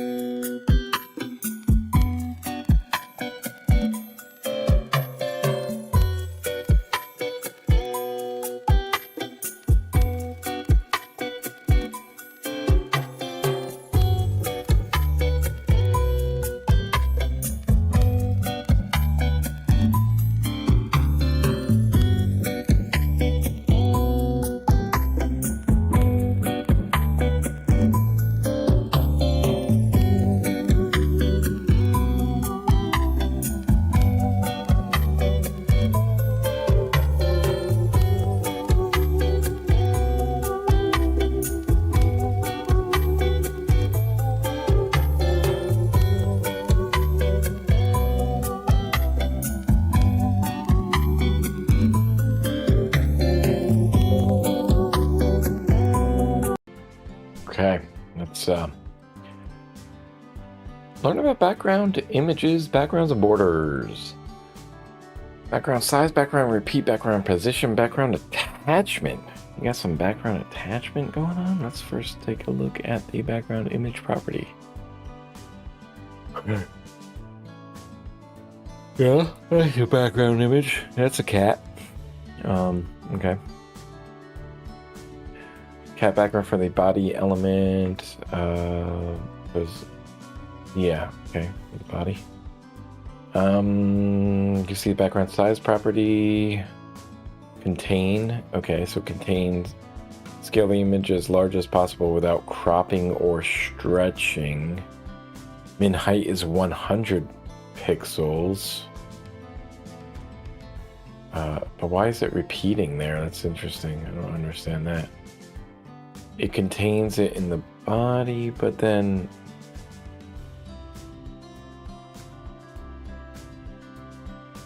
that doesn't make any sense. Like, it's containing it in the body, but why is it?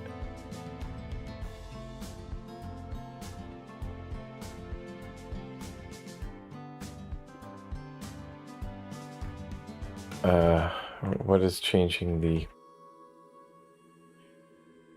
minimum to 200? Set it there then. Oh my gosh, there's so many kitty cats. 40? You do 400. Well, it's not exactly contained there. Well, it is kind of contained, isn't it? What if I do more? If we do more, it should be maxed out. Yeah, okay. That's kind of odd behavior. It's not what I would I wouldn't have expected that. Would have expected it to be a bit different. Would have expected it to be that contain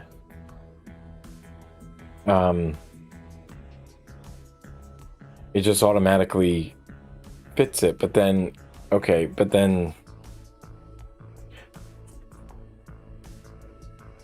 would you be overriding it if it was a max height then? Max height doesn't do it, min height does. I'm just confused. Okay, so max height, and then so it will start repeating then after that. Okay. So you're setting the min height to 100 so the background picture is visible and the layout maintains a baseline height, ensuring that even with minimal content, the design appears balanced and visually appealing. If you change the background size property to use the cover value, then the background scale will scale to cover the entire body element while maintaining its aspect ratio. Okay, and then so the minimum height for that is overriding with cover.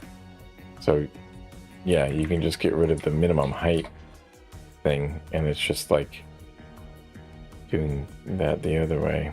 All right. Background images both repeat. Well, let me see something, because if you do min height, so min height is overridden. You can only go larger than the current thing, and with the other one you can.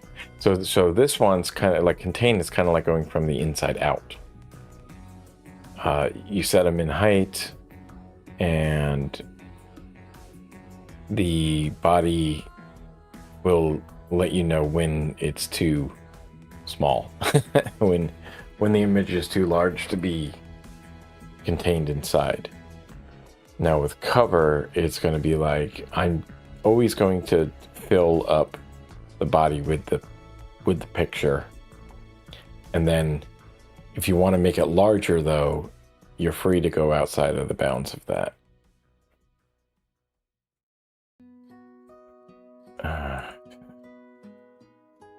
Background repeat, so you can do no repeat with contain, and we can have it go all the way up to 1,000, which is like, it's still the same as 400, 500, 300 pixels, 200 pixels, smaller, 220. 270. 270 almost fills. Okay, cool. I wonder if you could do min height related to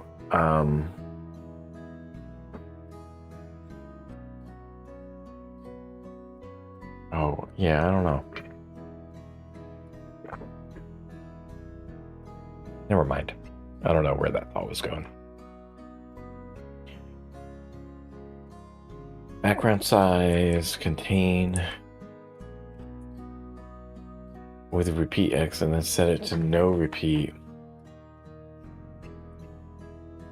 It won't repeat. Repeat X. Can you repeat like 2? Repeat 3? Or you can repeat in the Y or the X. I see.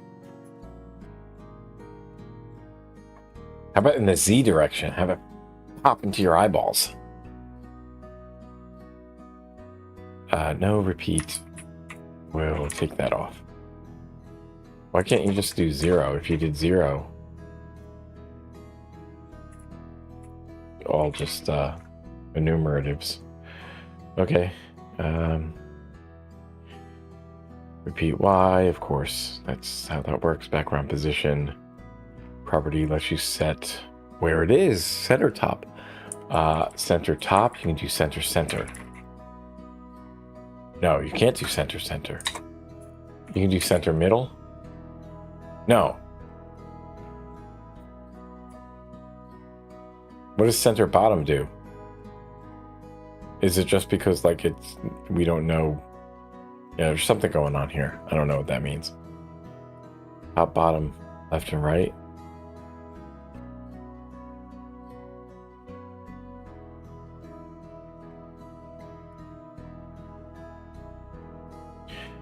Top, bottom, left and right. Center, top, center, center. So the X and the Y, isn't that what this is? So if we do left, right, you do top, that's not correct, right? But if you do center, center, should be in the center and the Y, but I think that there's just no other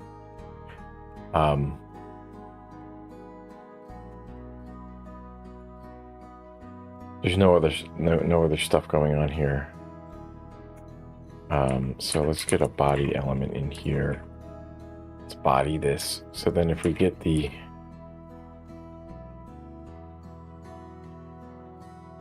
I don't know what I'm doing. I have no idea what I'm doing. I don't think that's what I wanted. Yeah.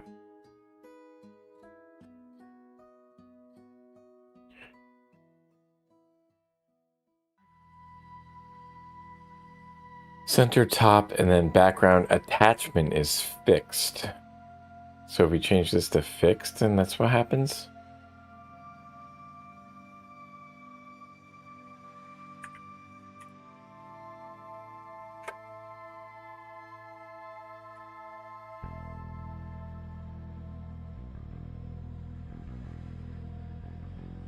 Okay. There's the fixed. But then that kind of just overrides this stuff, doesn't it? Like the size doesn't matter then, right? That's, yep, you don't have to put the size in there. So fixed. Okay, so then center top. When the page is scrolled, what do we want? Where was I? Main fixed even when the page is scrolled. Oh, I see.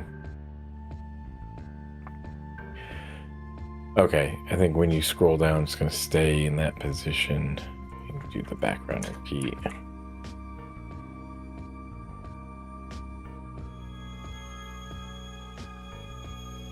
Repeat. No repeat. No remorse. No repeat. No remorse. No kitty cat. Okay, here's a kitty cat.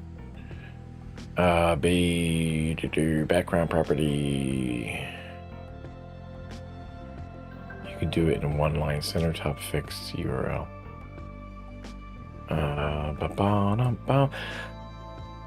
Sir, which background size value would you use to ensure that the entire background image is visible without any cropping, even if it doesn't cover the whole element?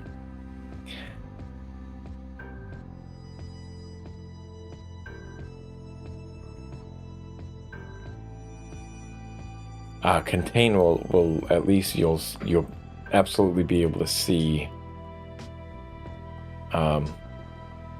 Wait, even if it doesn't cover the whole element, what do you mean? Contain is what you want. No repeat. You want it to repeat horizontally, not vertically. Repeat X background attachment would be fixed. I guess those are those. Okay. Okay, so what is a background gradient and how does it work? And this will probably be the last thing we do, I guess. Maybe one more after this. Background gradient is a CSS smooth transition between two or more colors that can be applied. Gradients allow you to create visually appealing backgrounds without needing images. Linear gradients and radial gradients. A linear gradient transitions colors along a straight line. You can define the direction and the colors involved. Here's the basic syntax. I have to remind myself that I'm not trying to master these things. I'm just trying to really understand like what's possible and understand the vocab so that like it's easier to look stuff up. At least with this first pass. We'll go deeper later on as we go deeper into further days. In this example, we are using the background CSS program with a value of linear gradient, direction, color stop. Direction specifies the direction of the gradient. It can be an angle such as 45 degrees to right, to bottom, or to side. Ooh, okay. So where is it goes from, how does the angle work? We'll explore that. Let's see.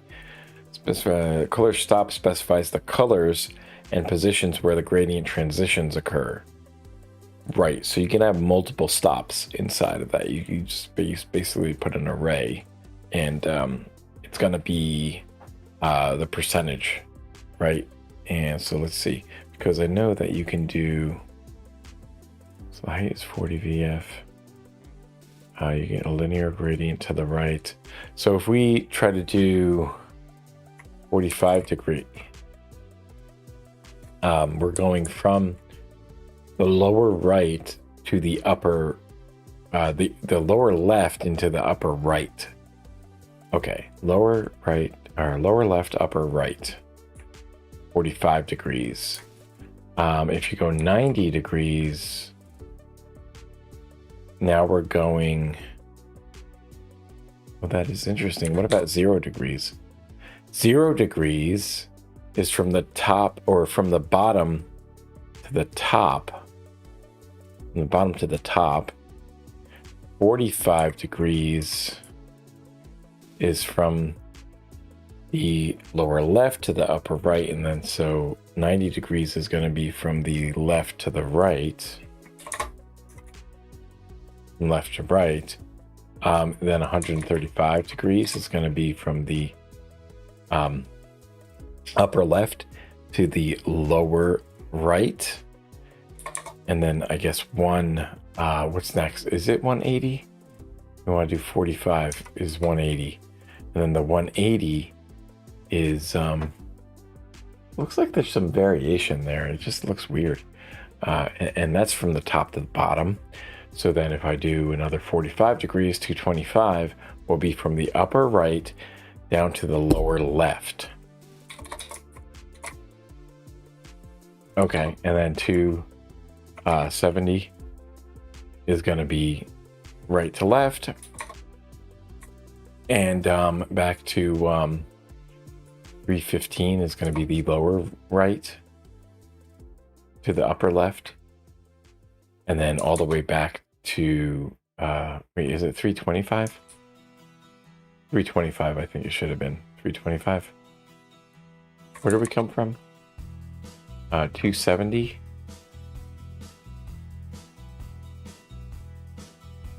It's a 270, isn't it? 225. Adding 45 is 70. Wait, that's not exactly correct. Let's see, from 180. Yeah, maybe I got this wrong. No, 180 should be from top to bottom. 225 is going to be from the upper right to the lower left. And then add 45 is going to be 270. And that's from the right to the left. And then 315 should be the lower right to the upper left, all the way up to oh, that's weird though. Wait a minute. If I add 45, that's only 50. Oh no, that is 60. Oh my gosh, I can't do math right now. And then a 360 will bring you right back to the 0 degree, which is from the bottom to the top. Okay, I think I have a good understanding. It's going clockwise around, starting from the bottom to the top, and we're going clockwise around. Got it. Okay. Linear gradient, red to left to yellow and right. 40% of the viewport height. So that's where it's applied. So at 40% of the viewport height, you can change it so that it applies earlier, or I think this is just the size of the element. I don't think that's... Yeah, that's just the size of the div. And then...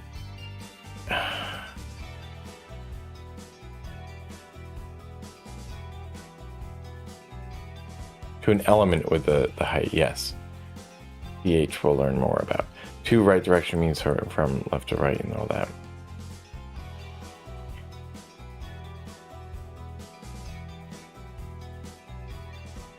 So you set color stop 1, color stop 2. But the thing is, don't you have to set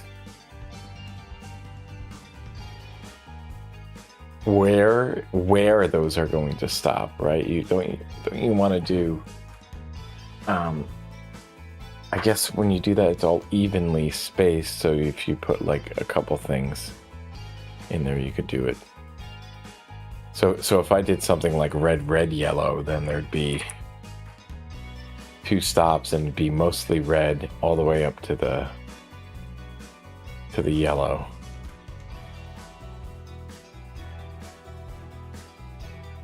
And so it would start to do the gradient at 2/3 up from there. Another type of gradient would be radial gradient. So radiating out from an origin, so I imagine you have to set the shape size. It's either circle or ellipse, but then color stop, and then don't you... How does it calculate that? Position determines the position of the center. You can set precise values such as 50, 50%, 10, 20, so XY values. It's probably what I want to use because that's just how my brain works. Closest side to the circle. Why don't you just do to the center? I mean, I guess if you were like...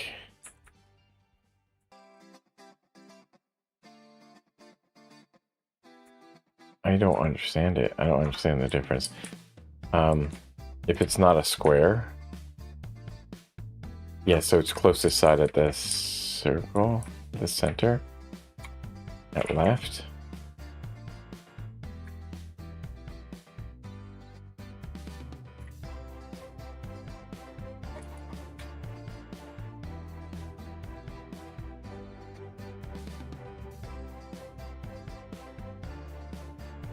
I don't get it.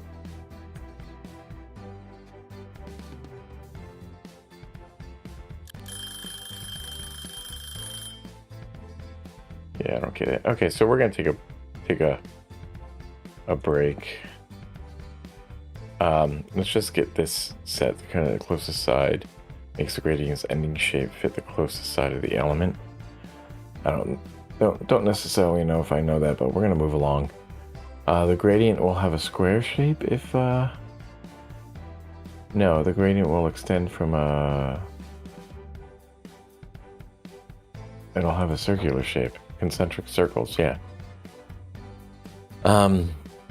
Farthest corner keyword due in the size makes the gradient extend to the nearest corner.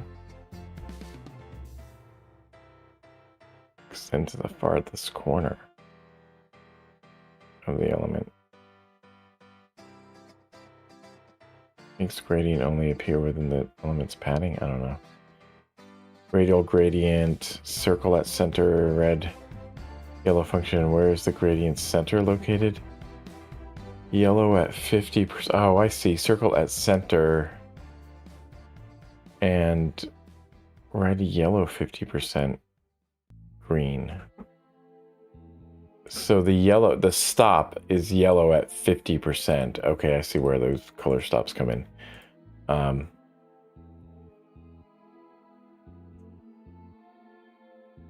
think it would be at the center of the element, would it not be? Yeah, okay. All right, so when I come back from lunch, we're gonna tackle some React hooks and take care of that. Yeah. So gonna take a lunch and be back soon.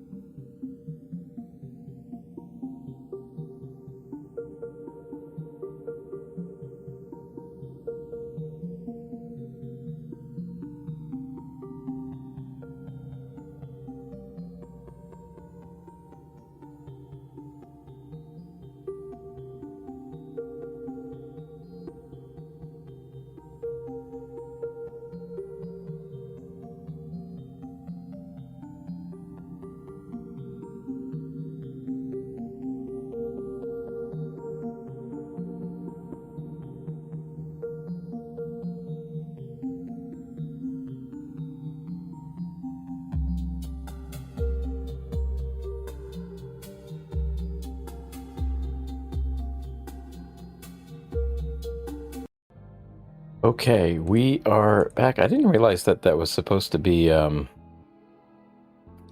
whatchamacallit. I didn't realize that we were supposed to be back with that so soon. Let me adjust the timer. We'll just reset the timer.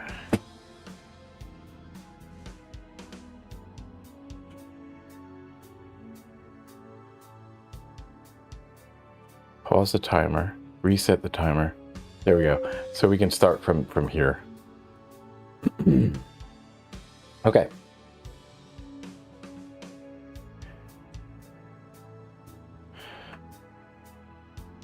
So we're getting set up with the act hooks.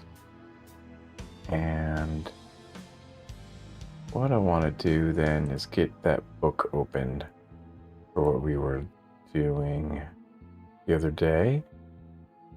React with TypeScript. I'll open that one up. Now, I can't remember which way I wanted to do this. I think I wanted to have the note over here and the book over here. I think what I would like to do, keep the note open and then split down. And then I could open up here. That's not what I wanted, but I can just like close that part and then do this. I think that's what I want. I think this is what I want. I think this is what I want. Maybe the other way. Let's see. I think I might want it the other way, but that's okay. We'll go with this for now. I'm gonna get freeCodeCamp up, so I'm gonna access my terminal and go into let's see.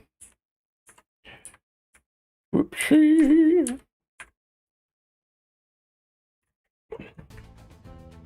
Current project, and I can just do. I could have just done Codium for a project as well. That would have worked just the same. So we'll go into our current project.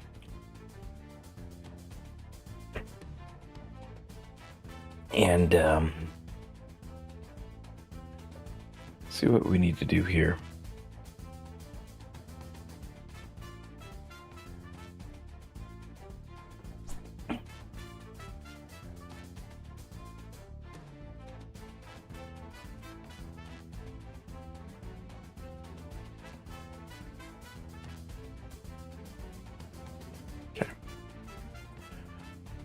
Right, what we have is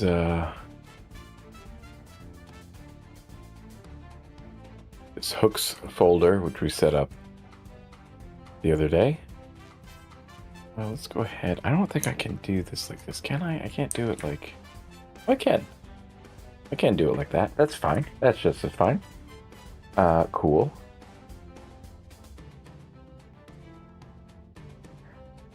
All right. So, got this folder structure. Given it when we ran this npm run dev, or not that, this we created this TypeScript project using Vite Vite or Vite or something. It's the latest. I think that's the framework or something, right? The hooks. I don't know what that is actually. What is Vite? What is Vite? Let's try to find that out.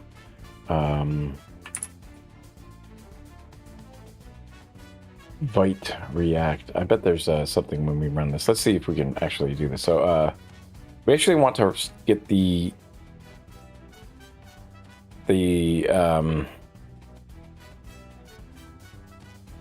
yeah, we want to get it started here. So we want to go into, well, we want to get into Podman, but we want it to work. And okay, so command line, we're going into PowerShell for some reason. I have to understand like why it's going like that. Let's delete both of these and then we'll restart.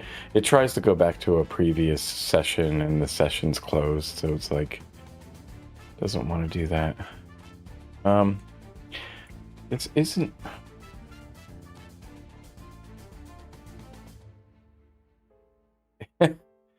It's trying to activate that. I want to exit. Don't want this up. Why does my VS Code not start with the Podman one? Oh, I think I know why, because it's not actually started. So it's starting up in here, and so what we'll do is Podman machine start, and then hopefully it'll work then. Because we don't have the machine started.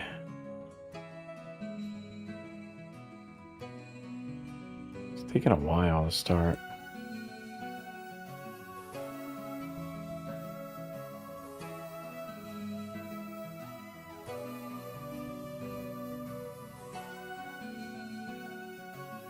Having some rendering lag too.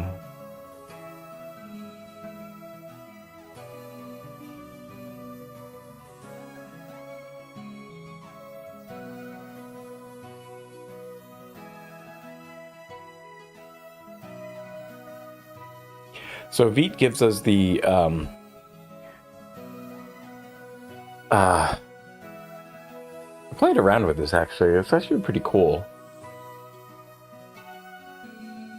It gives you a dev server with rich feature enhancements over the native ES modules. Forget what that stands for. Extremely fast hot module replacement.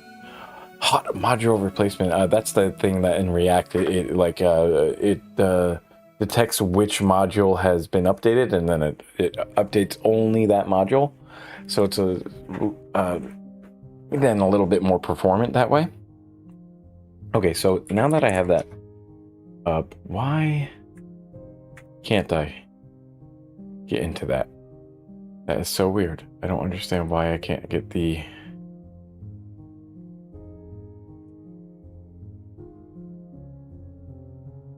Podman machine default with that.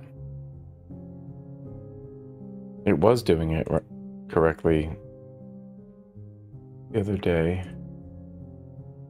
Integrated default profile.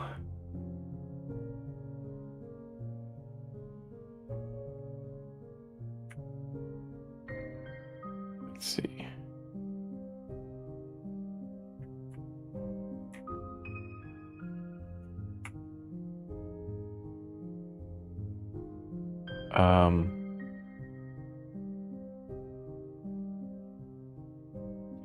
Register compose files.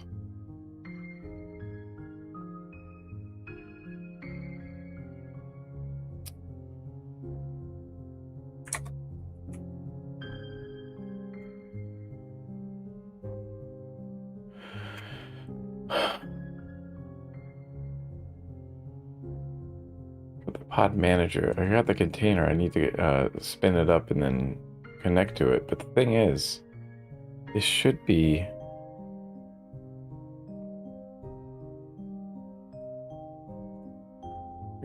we have an image of it. It's weird.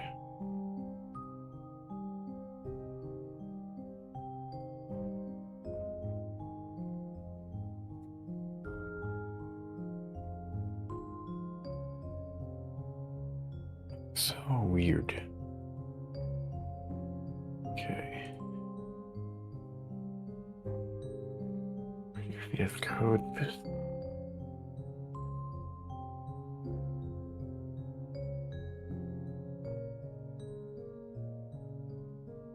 You know what I think I did? I think I made a mistake. I think when I opened this in the wrong, like, folder way. I think that's what I gotta do. I think...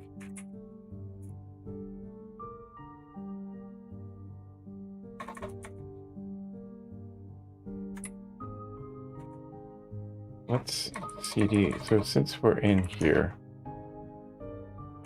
Codium here, I think I should have put the dot at the end or something like that. I don't remember. I don't remember what I have to do. I think maybe that was the mistake. No, it's still going to PowerShell.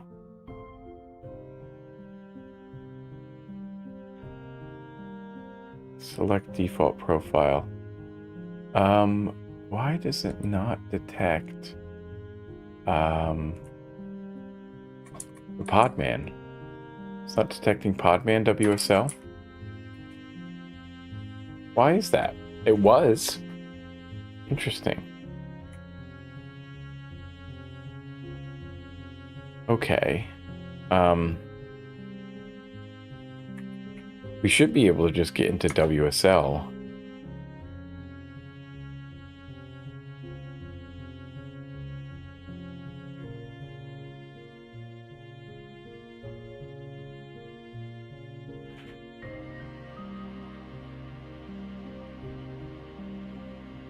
I don't know why this is taking so long. Take a look at what's going on with resources.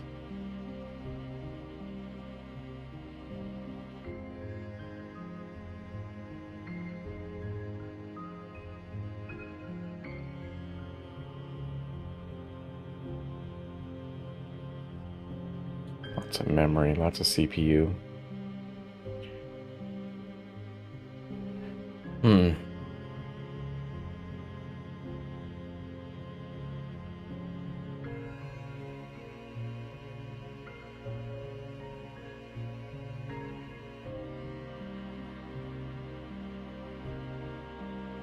don't know what I can do about this.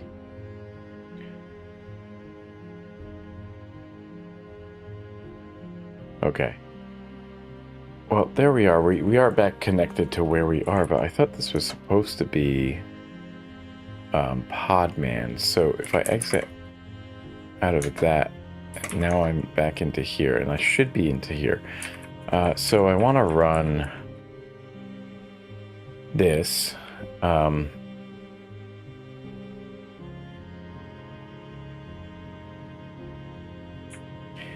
And I'm actually gonna connect to hooks, the working directory. That's where we should have been. Or that's where we want to be now for moving forward. Now that we went in and we set up that folder to have all that stuff that we need inside of hooks. But wait a minute, what is going on?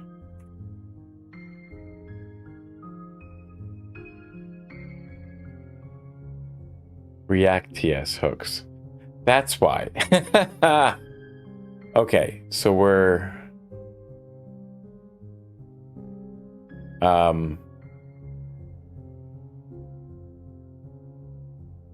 yeah.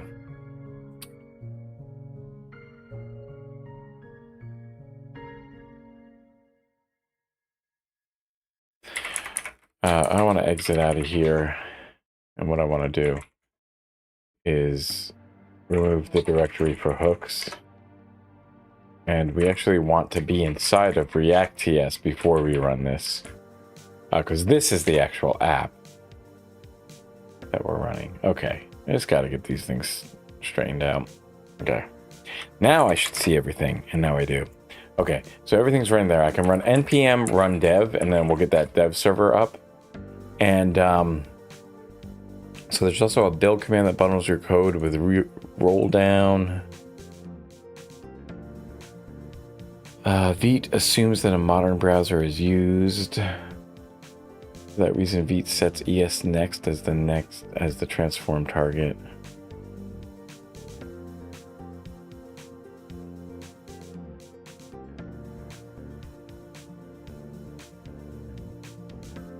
Right, and we started a new one.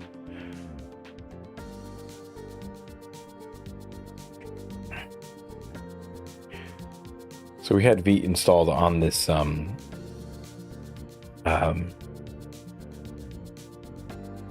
the image and container already, I think, and so we're just connecting to that, I think. Yeah, I think that's right. Okay. So if I think what I want to do is to bookmark this. Getting started. These are docs. Some more docs from Vite. And we took a look at these like effect things and that, and so what we want to do is actually play around with these things. So we got up to running this, so I can get that up and running. I can get that like there. Oh wait, localhost should be just as well. That should be just as well. Where's it going to open up? Over here. I want to bring it up over here. Do I want it over here or do I want it over here? I think I want it over here.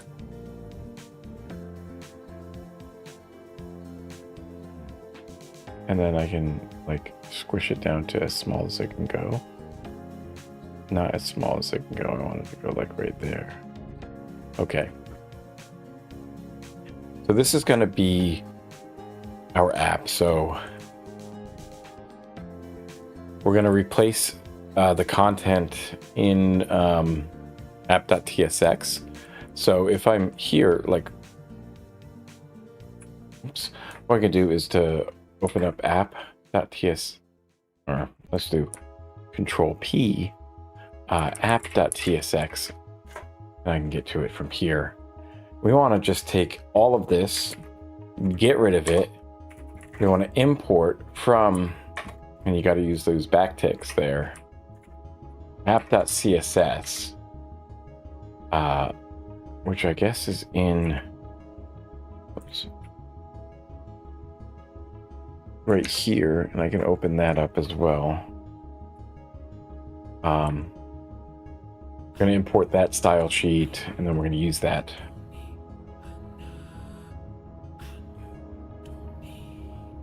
We're going to return div. I already kind of did this once before and was playing around with stuff. Got to export default app. Right. Okay.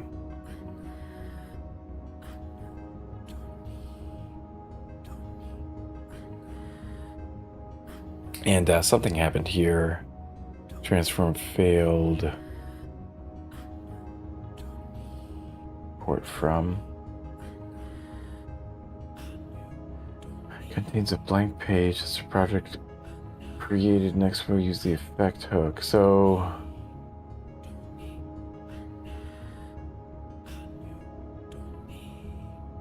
why is that happening? I think that's a problem with the ES linter or something. We should actually be using a different thing. We have text recommended, those ones.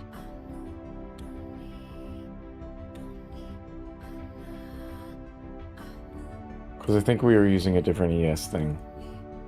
We were using 2022. Might have to restart it then. Click outside or fix it to there. One error. So why is that? Import there. Everything's correct.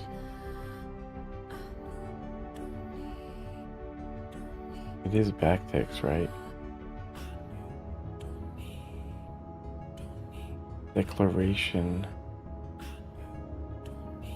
statement expected.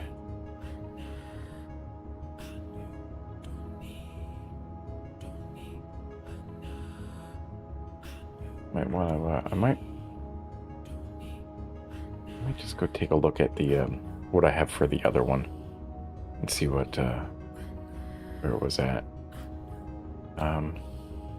Also, before we even commit anything, any changes, let's get a new. We should get WSL. Default terminal. Select a default profile. We want it to be WSL. Why is WSL not available? So odd. Why did it like just disappear? Alright, so we have to go in there and hit WSL to get connected with it. That's so odd. So odd. Don't know what happened to this.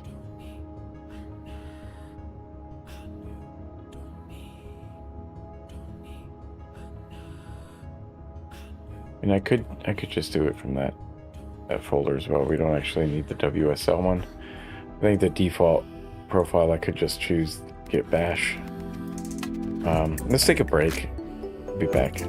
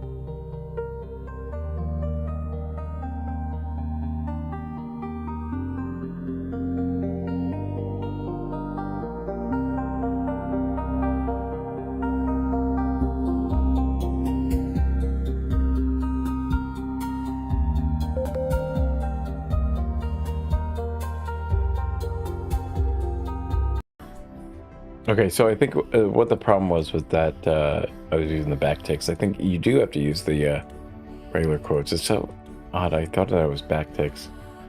I guess that's just this guy was probably just using Mac or something that's inserting those single quote marks that are open quote and end quote. Yeah, so that's what that is. I don't know what's going on with the other stuff though. So now we have a blank app, and I can I put stuff in here, like a little paragraph element, and I can save that, and I can see it's going to update, and it's going to have this paragraph up in there, and we have our style sheet styling all that stuff for us automatically. It's importing all that stuff. It's figuring out that you're importing the CSS, and then it does that, which is cool. It's really cool. Let's see. What I want to do is, so this is wrong for some reason. Let's see. So can I get rid of the split on that?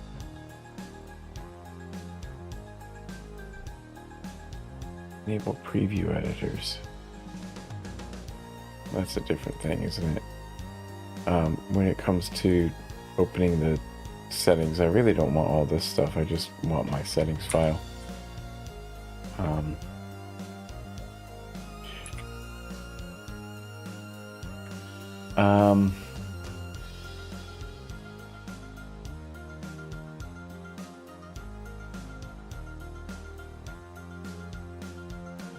I think it's the user settings. What I want is to change the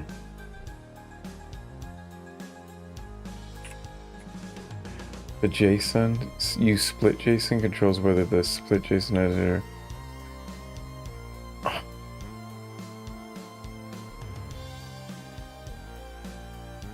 That's not it though.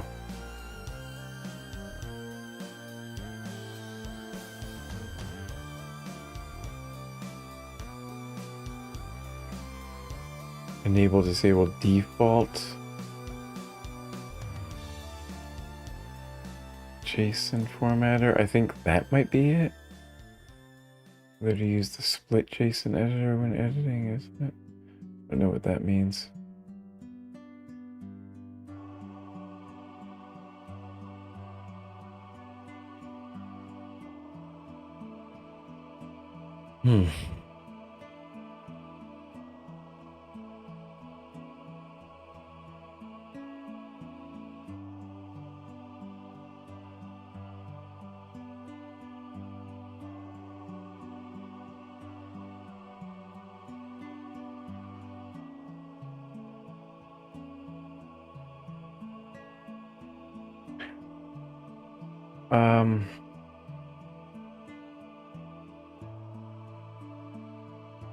Is this why there's so many things here?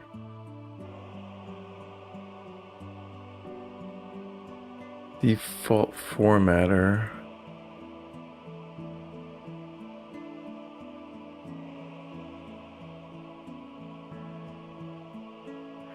Wait, I want to change the workspace here. That's what I want to turn off, I think, modified in user. So we want that on a user, but we want it off in this workspace.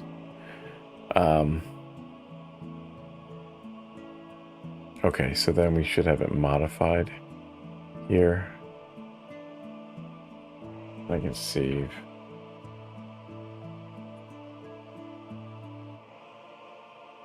No, I don't think that's what it is. Default formatter. No, that's for the formatter. I think what we want it's the split thing. I don't want the split.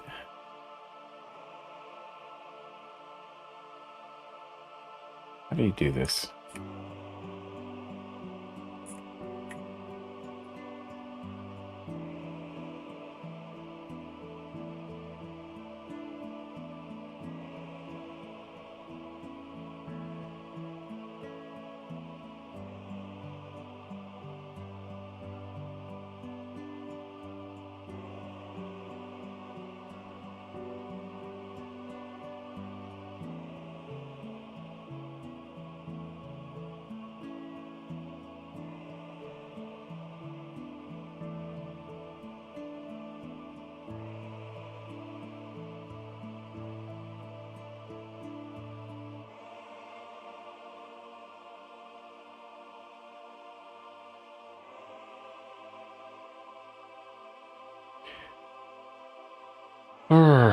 it's not that. What is it?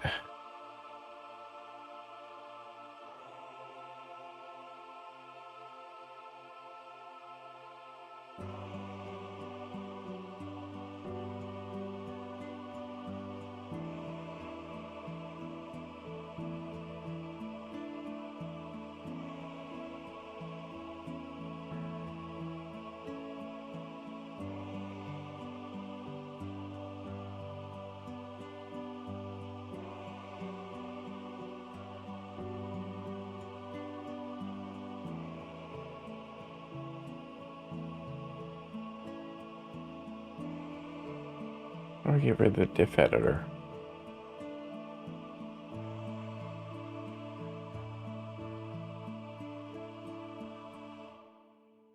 Okay.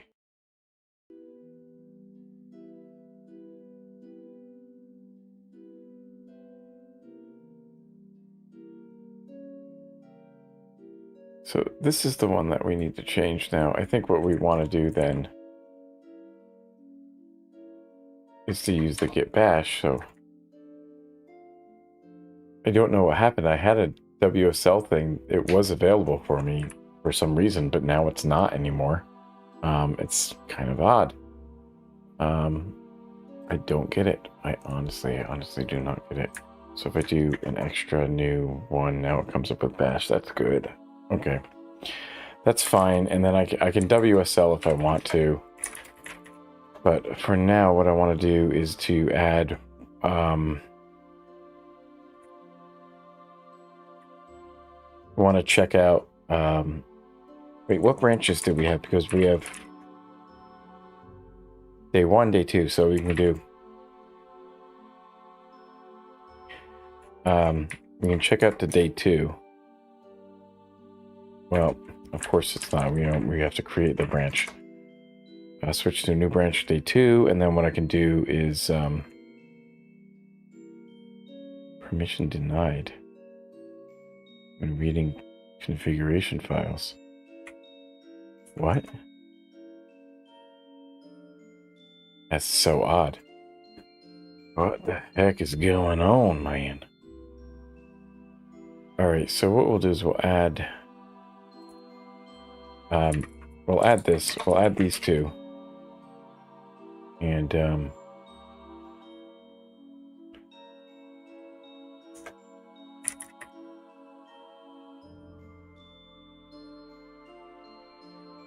set up project for effect hooks chapter is what we'll do.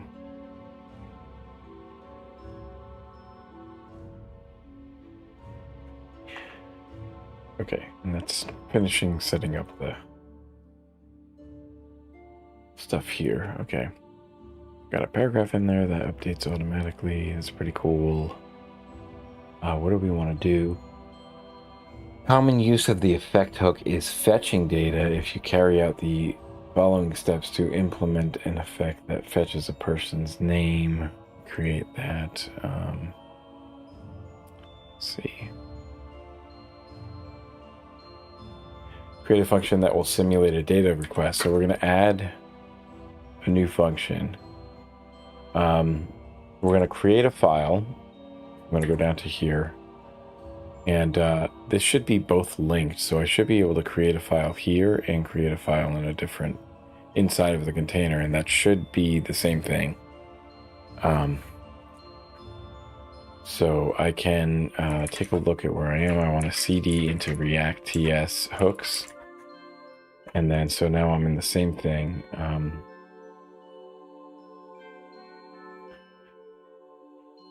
would like to have the highlighting and stuff all be nice. I don't know why the bash profile is not set for that. It's odd.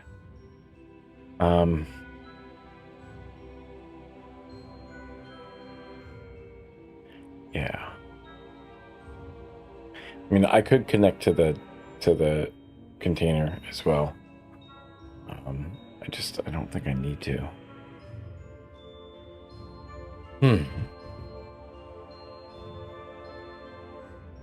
Okay, so we'll touch Actually, we need to figure out where we're going to put this, right? We're going to put this in SRC. So inside of the SRC folder, we're going to open up a file called getperson.ts.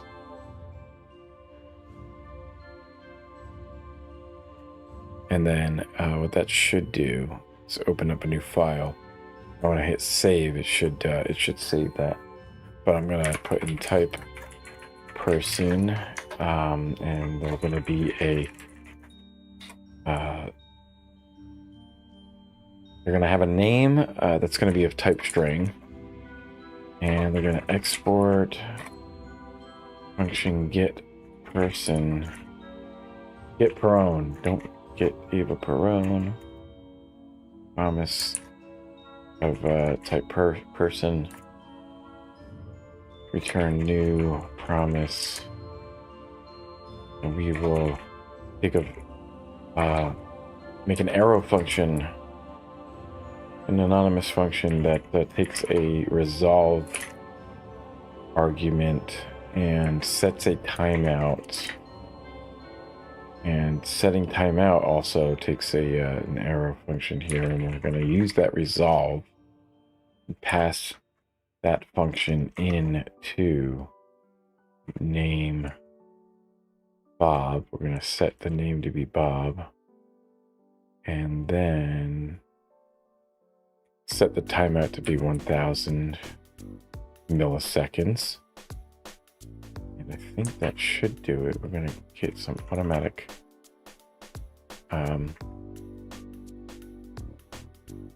adjustment there. Okay. All right, so then that's updated. That's a new file. And so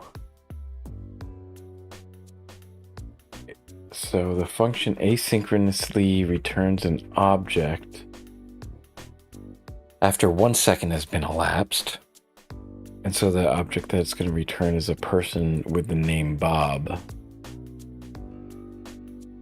So the type annotation for the return type promise is person, right? The promise type represents a JavaScript promise.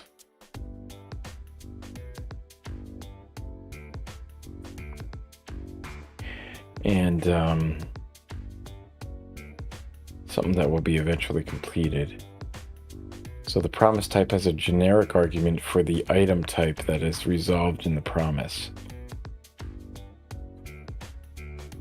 Ugh.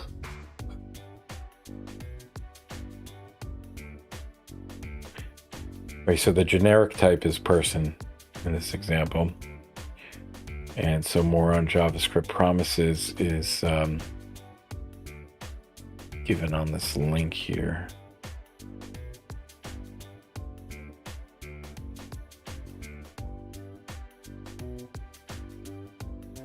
You can add that to the chat.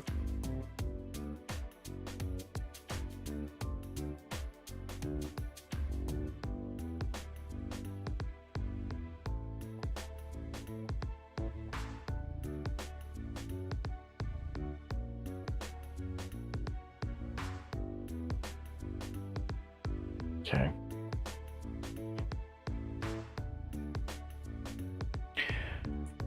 So next we'll create a React component.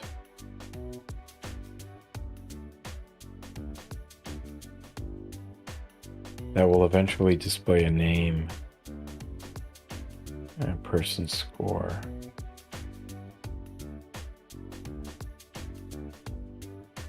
I think it was at 180, wasn't it? Wasn't that 180 is where we had it? It was pretty nice. That's not bad. I like that there. We'll do this as, let's see. Can zoom in over here. I don't like the way it zooms. Should be zooming like picking up the other thing. I'm gonna look into other ways to do that.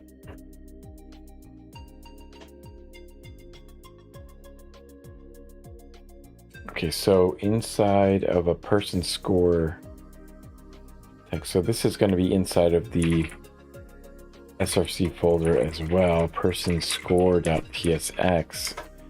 And then we're gonna import use effect from React.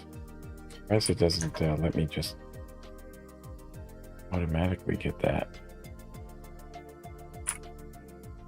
Import get person from get person. Oh, I think it's because it does it not know that it's a whatchamacallit yet. No, I'll export the function person score. You know, at present we're just going to return null. Why is this a problem? Use effect is declared, never used, and then yeah, use person is never used. Okay. So the use effect hook has been imported from React, and the get person function we have just created has also been imported. At the moment, the component simply returns none or null. We're going to add a use effect right before the null. We're going to call use effect and give it a anonymous function that uses the get person promise, and then takes the result of that and logs the person to the I gotta get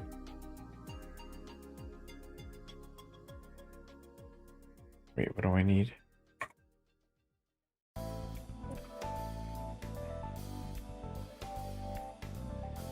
Yeah, and then it's gonna log the person's details to the console.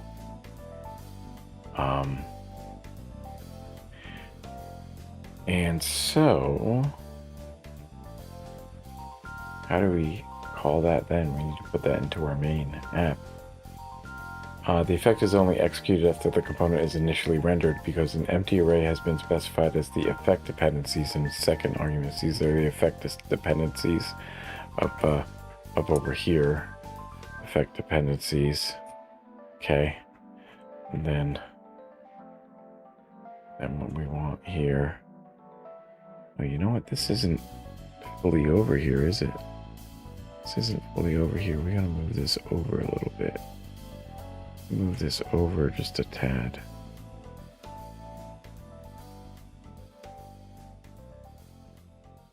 Right? Let me see. So when we're over here, yeah, we're missing a little bit. I don't understand why that is. Let me see, because this should be. Can't use that.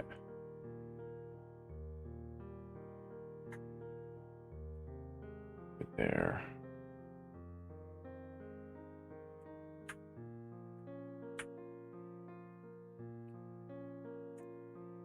Figure out how to get that to work. Okay, well, what I can do then is, let's see. This should. We'll take a break. I'll figure this out.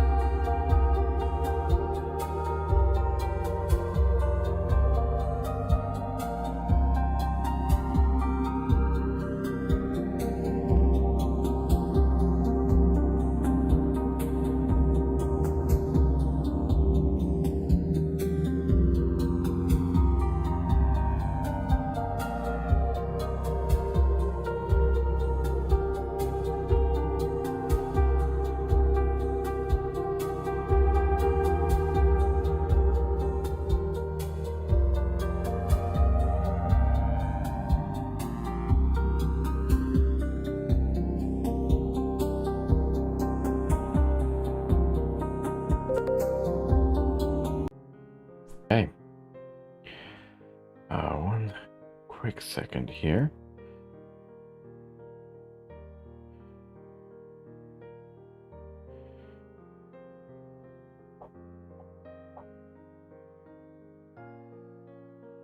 Oh, okay. Okay. Now we're on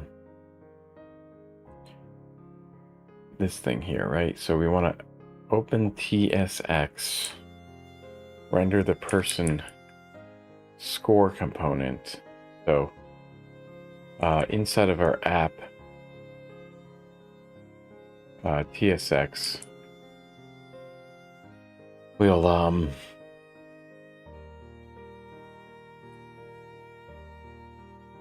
import person score from person score. Now we have to use it, so that's going to get rid of that that error there. So inside of app, we'll just get rid of the div that we had in there, and we'll return person score. And we don't actually need that other stuff, so we return that, and then export default app.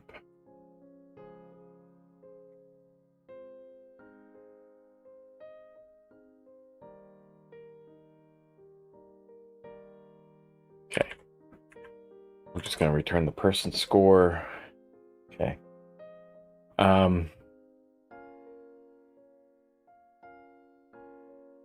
Yeah, and so it should update there. You see that updated at what it thinks is 8 p.m. Okay, now in the console, if I hit F12, okay, it's bringing it up over here. That's fine, actually. I prefer to have it over here. I think what I'm going to do is I am going to put it down over here.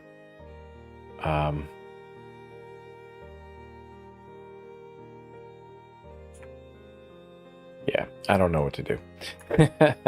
We'll put it over here, and what we'll do is we'll look at the console, and then what you'll see there is that you have that. So when I come back over to here, does that do it?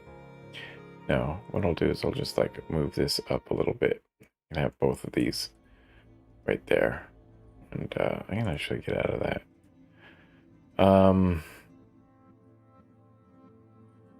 Yes. Okay.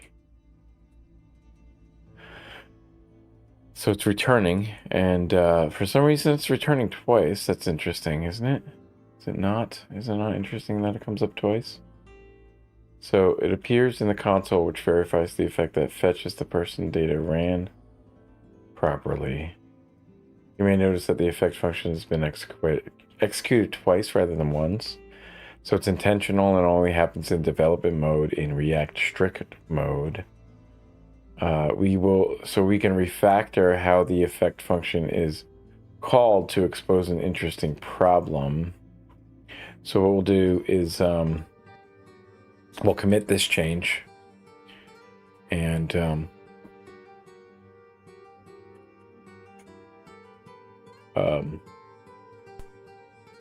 basically I'm not gonna give these like real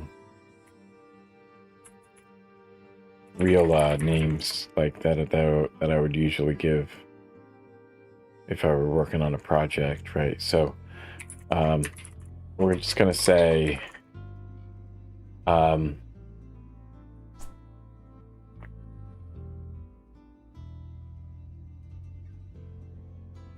step 5.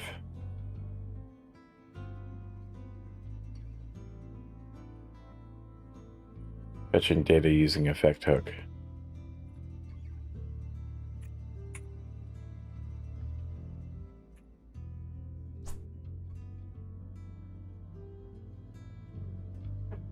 And then we'll just give the page number,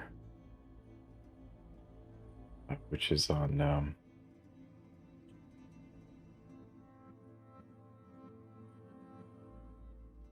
page 81 by the looks of it. page 81.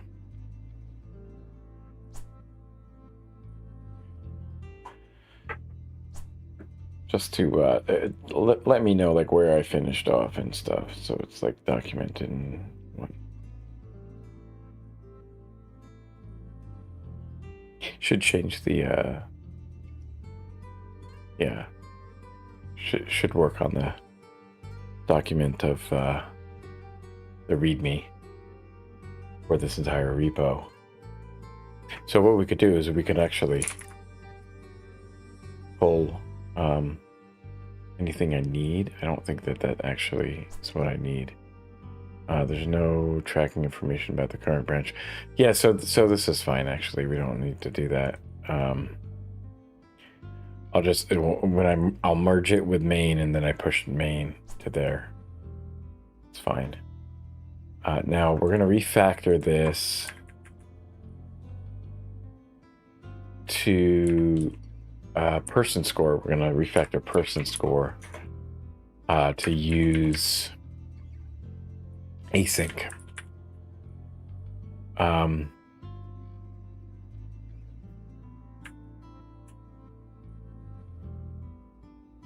And we're gonna await person.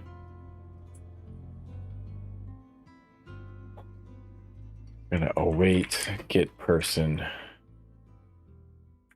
as this. And then we're gonna console log this. So this is not how you would typically use this, right?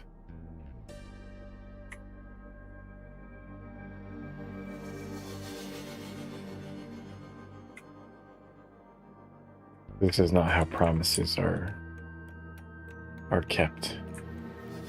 Whatchamacallit. And it's giving us an error right off the bat, so when we save this, it should give us an error in here, I think. Not gonna give us an error. So effect callbacks are synchronous to prevent race conditions, but the async function inside.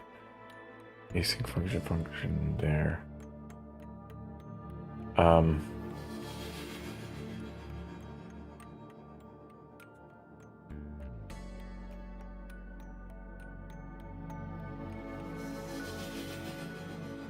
Could be this one.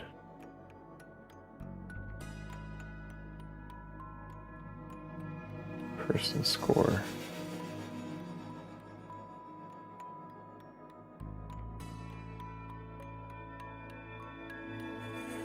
Where?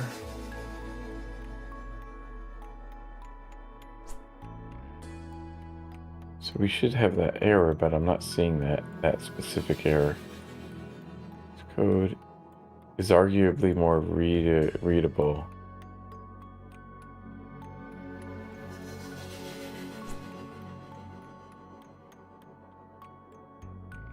It's async and await. Okay, why? Async that open, and we have constant person is equal to await get person, and then console log person, close it, and then do that. I think that's what we have. And so that's a problem, right?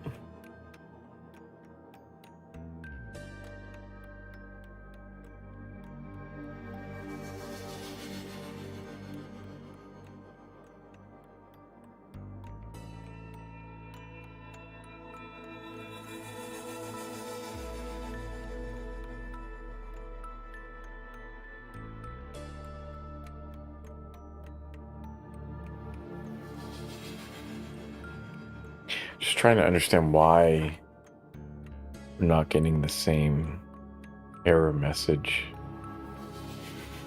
from here. Liberation mono block divisibility 1. I don't know what that means. Let's debug. Heat hot updated.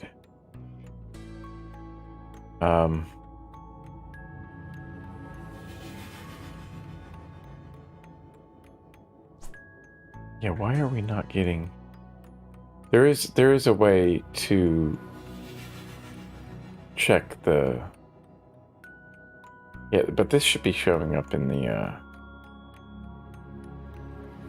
browser console. I'm very confused why it's not showing up in the console.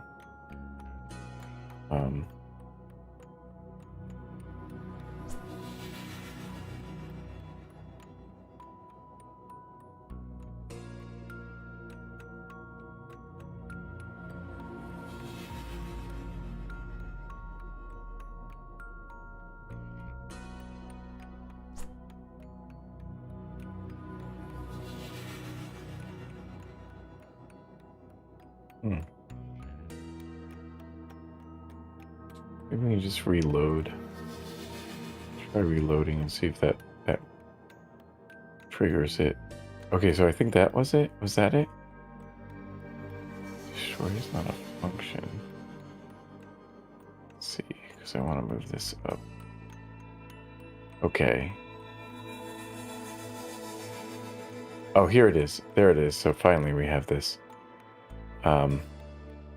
Use effect must not return anything besides a function, which is used for cleanup. So I needed to reload to get that.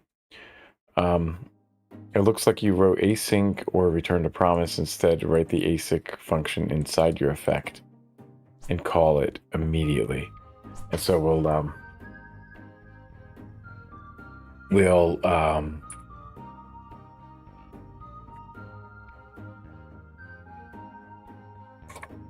add this.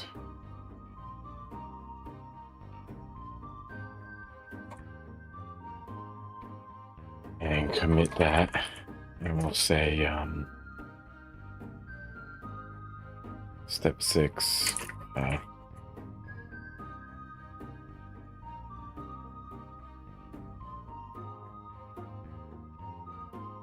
Fetching data using the effect hook. So this is a little bit of a pain in the butt, but it is what it is. That's what we'll do.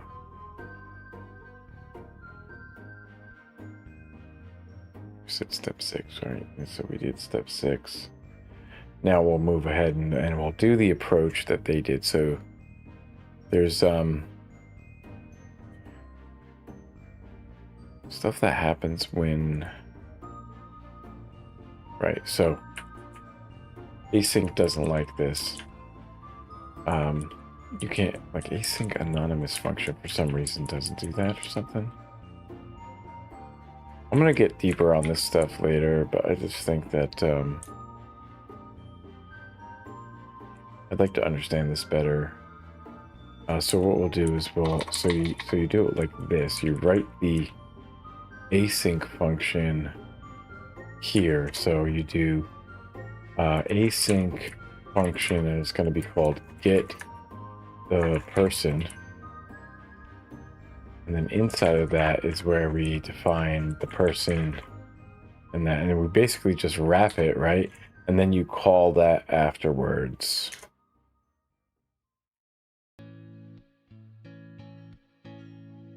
And that's how you do it. And so if I restart, then we shouldn't get that error, right? Let's see. You know what I'm going to do? I'm just going to put this up right here. And this is going to go right next to it too. Okay, well, I can't do it like that, but gotta figure out how to tell Windows that this is a window that you can work with. So if I want to go back to over here, I can just do that. Okay, so can I clear the output? Clear the output. It's just a... There we go. So if I restart, let's see. There's some debug information, connecting to Vite, and no errors. So Logs are what we want. Warnings, no errors. Oh, okay. Okay. So that's working with async. Okay. So then 8. The implementation in effect is arguably less readable than the initial version, so switch back to that version before continuing to the next section. And so that's what we'll do is we'll let's add this. Is there a way, and now we can mess around with learning how to use Git a little bit funnier.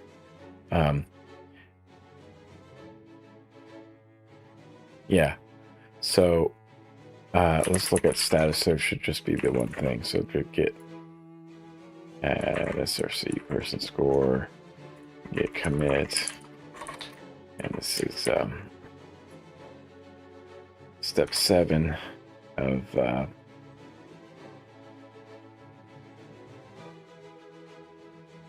using the effect hook, and that was page I think 83, right? 83. Now what we'll do is we'll try to set this back.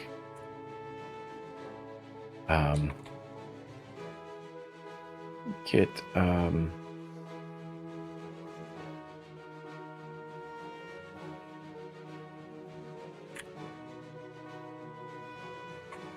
git commit, but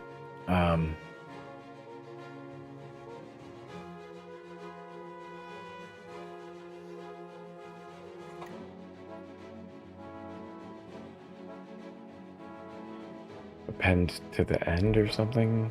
Is that what we want to do? It's like rewriting history or something.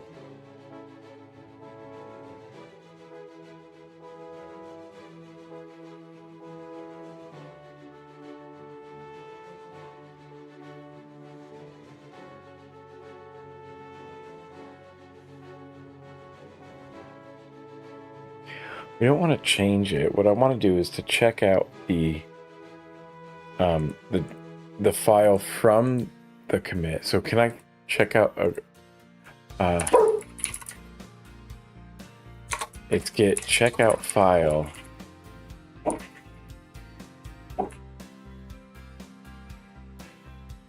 from previous commit.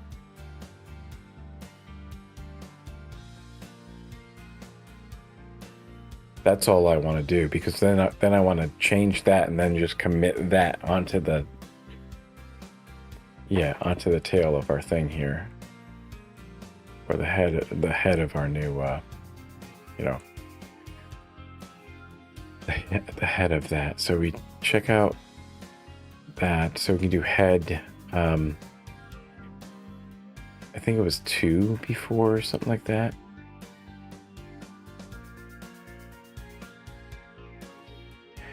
And so, yeah.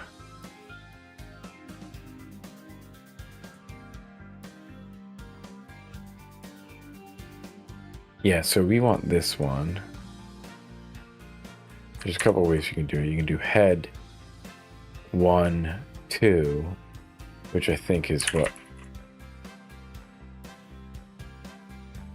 Head 2, go 2 back, and then we want the specific file, which is src person score.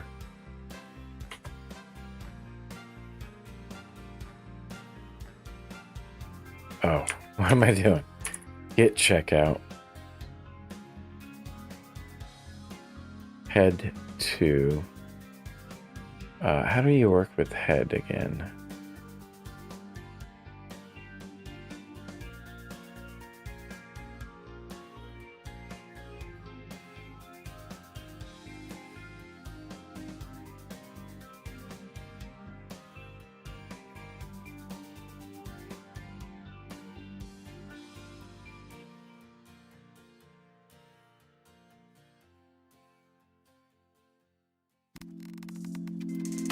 I'll figure this out.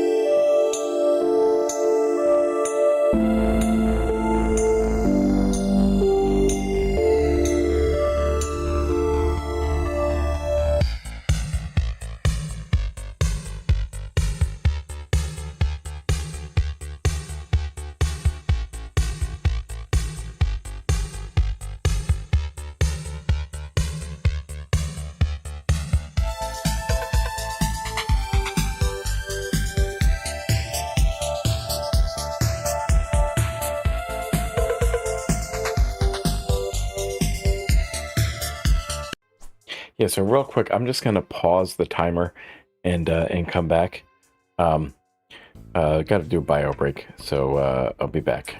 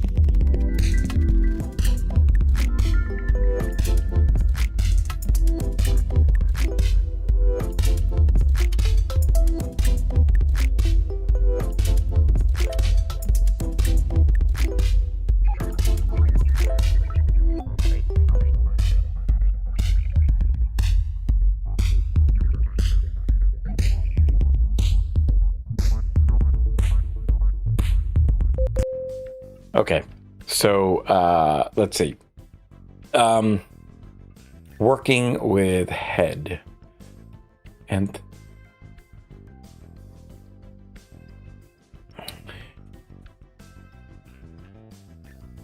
two previous commits before head is what I'm looking at here. Okay, so if I do this, so this is what I did.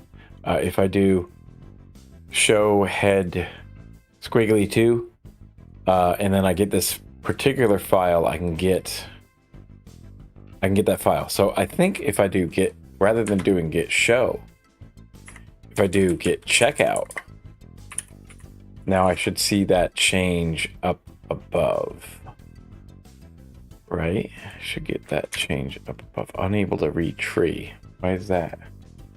Oh, wait. There it is. Okay.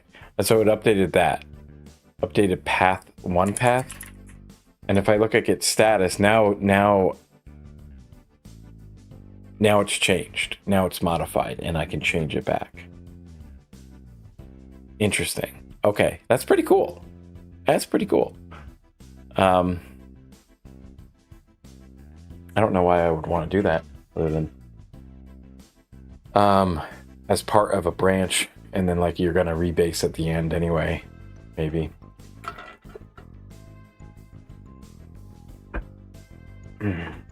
What is that used for? Somebody tell me.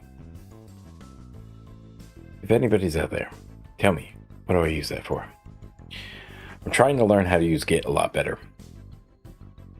So there we go. And so if I look at Git one line.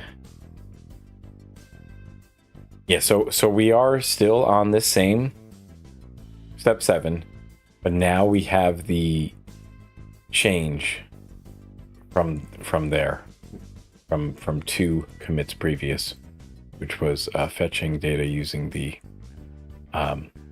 hook there. So I can let me see, just to verify that this is the same thing. Show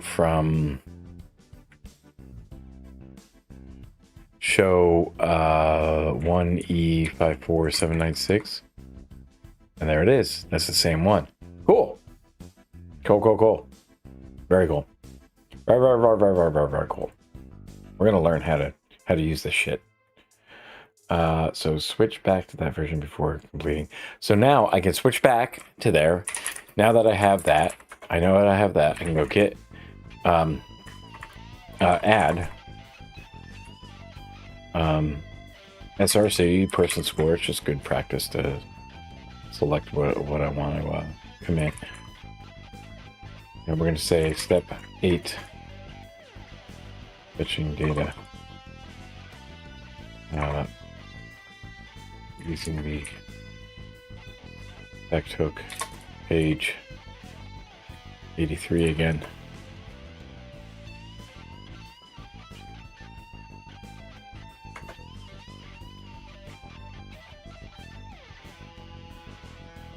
So when I merge this in, we're going to learn how to merge this in to keep the same. Okay, the squash commits and stuff like that.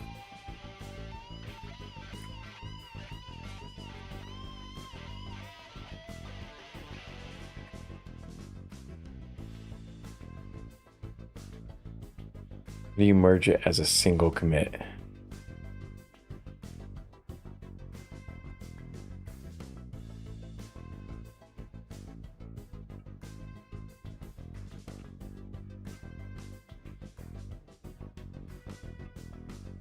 Want to know how to do this. Is there a way to merge all changes from one branch into another but squash to a single commit at the same time?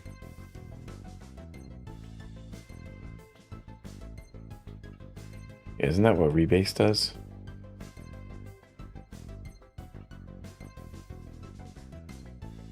So you can do git merge squash and then finally do a git commit. That's probably what we want.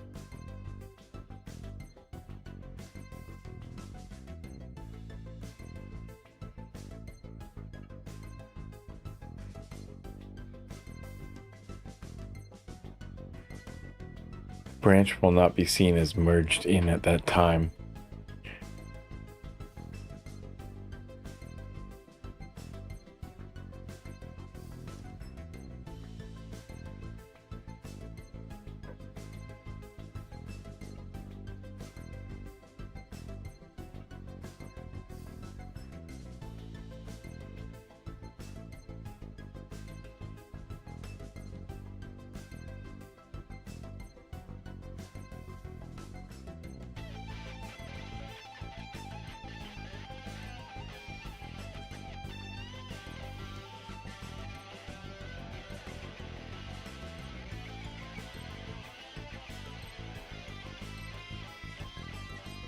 Rebase I master? What does that mean?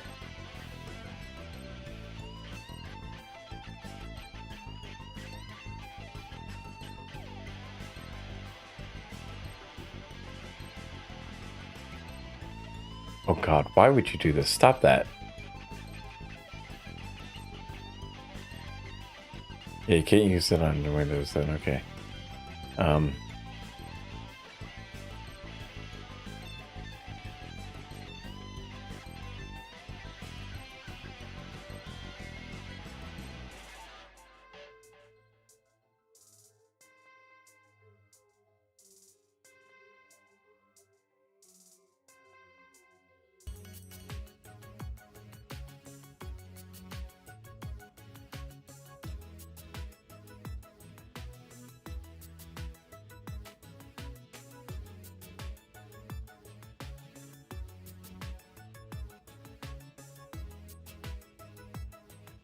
Okay.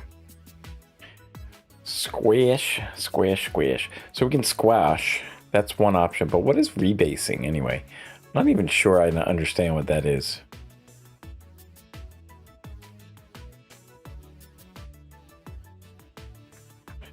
So,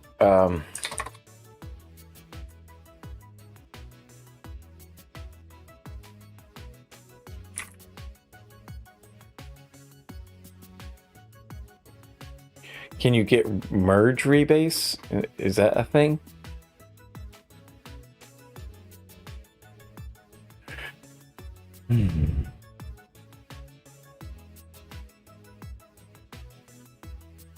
Get merge squash branch, right? And get rebase interactive base. I'm not sure what new commands appear on the current, right? If the original commits in the branch are.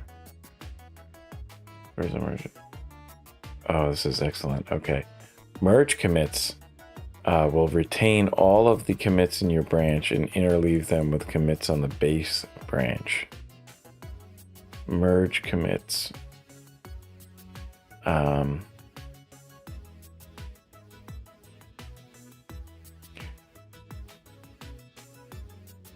So you've got some feature, master,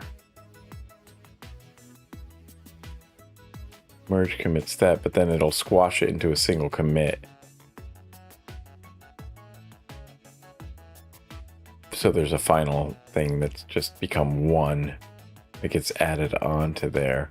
You get the D and the E and that stuff in the master stuff. So this is kind of what I want, I think. I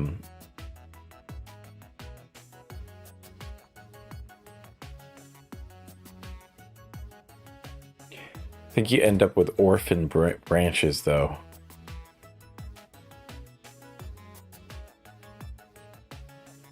Yeah, somehow this one ended up with no parent.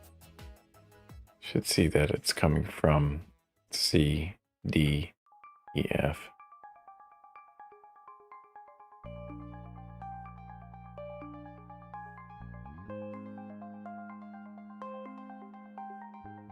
I think they made this wrong though.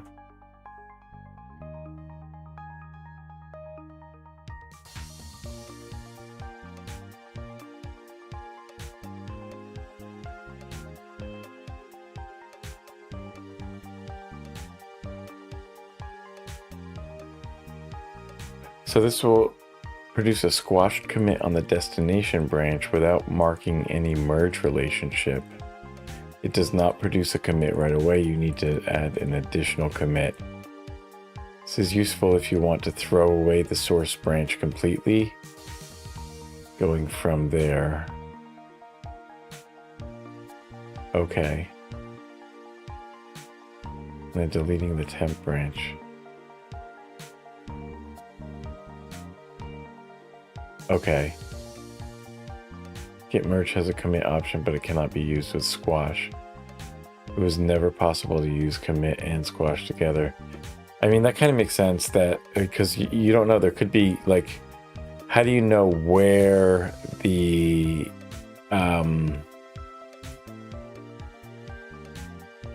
well, I guess you could like squash and then try to commit because because I don't know why. There could be merge conflicts.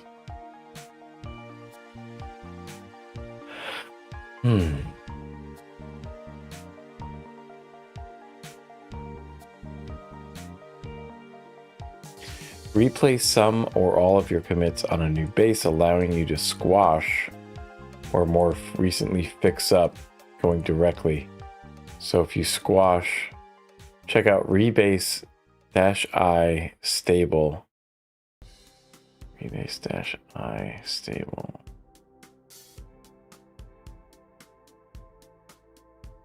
So you have AB. You're checking out to a stable. Checking out the temp. Rebase to stable. I don't know what this diagram is saying. This doesn't seem to make more sense.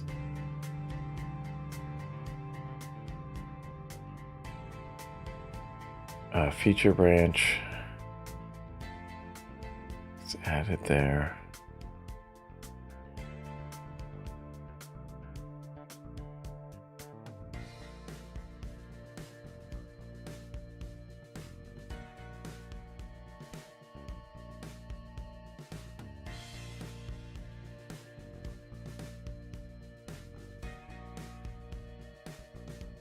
Rebase changes the parent node of the feature branch, but merge does not, and I recommend it because it keeps the commit structure simpler, but as a Git user, it does not make a difference.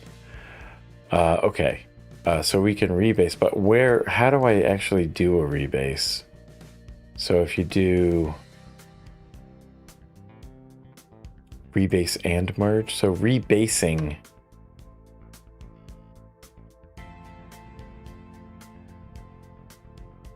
in all cases, you can safely delete the branch. Rebase and merge will append all commits history of the feature branch in front.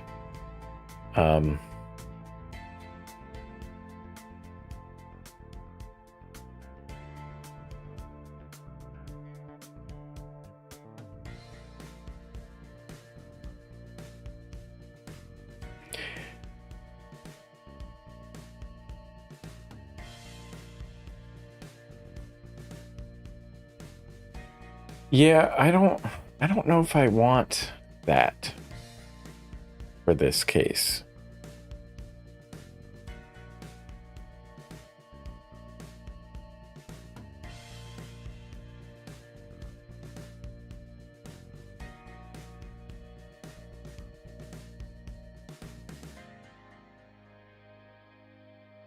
Like, I feel like I want to be able to go back to the previous branch at some point.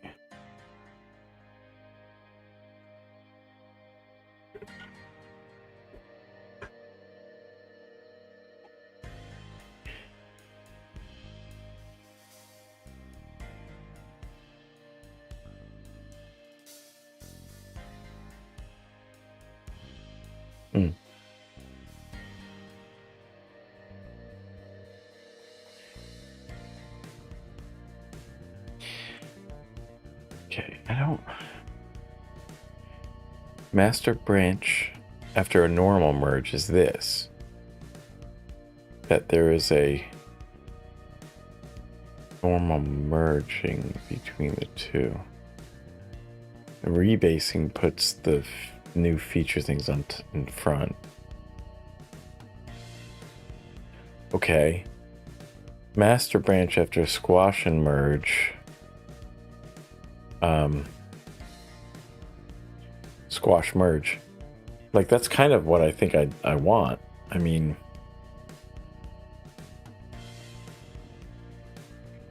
we lose all the previous, like, do you lose all the previous commit messages, or do they become part of the commit, like the squash? That's what I'm curious about. And we'll see what happens. I think I'm gonna try a squash and merge, and then maybe tomorrow I'll try a rebase.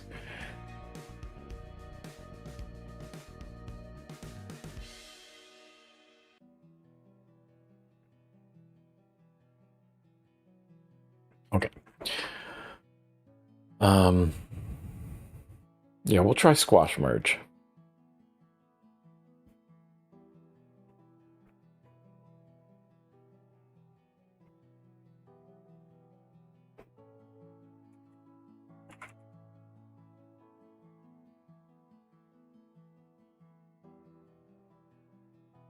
So, let's see, maybe I want to take a note of what we kind of worked on today.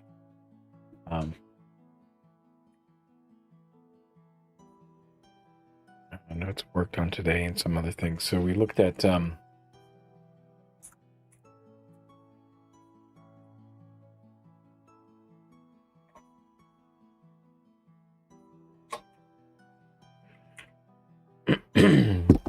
oops, punching my microphone. We looked at that. Looked at git show head squiggly n and some like file.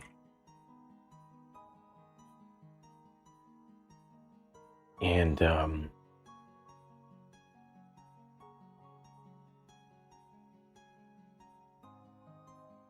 yeah, file path. We also looked at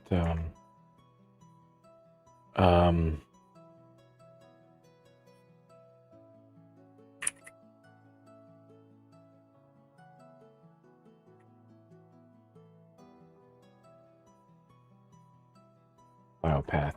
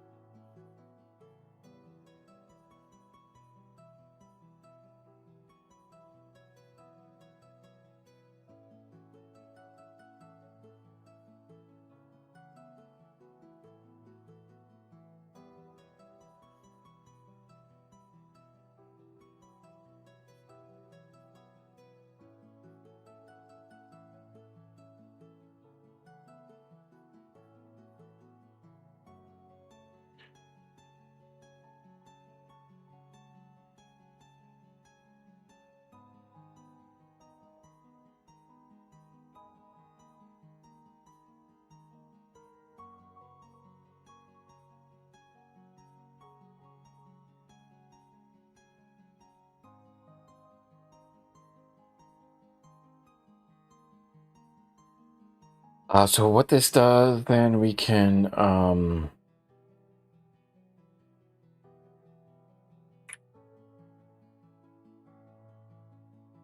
that doesn't stage them, right? Didn't stage the changes, but it does yeah, didn't stage them, but it yeah, checks out the file. So what does it do?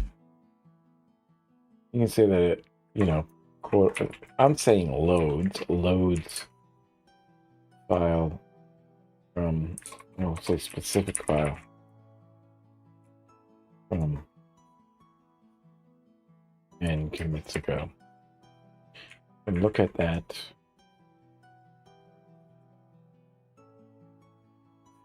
in the console, right? And so there we go. So that's some stuff that we looked at. That's pretty cool. That's some pretty cool stuff. Okay, so we'll do this. We're looking at hooks. Hooks. We're gonna take a break. We got 2 more focus times before we gotta wrap it up, I think. Yeah, so we'll be back pretty soon.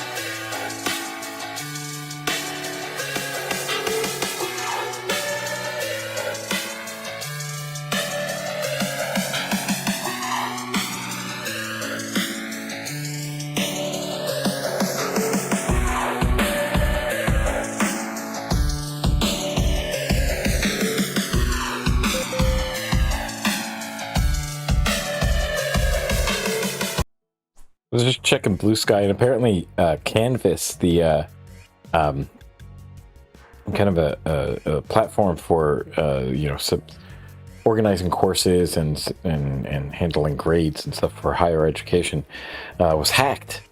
So it's pretty fun. People are saying they use Blackboard, so they don't have a problem. Okay. Yeah. Lots of places use Canvas. Wow, that's crazy. Nutty. Okay.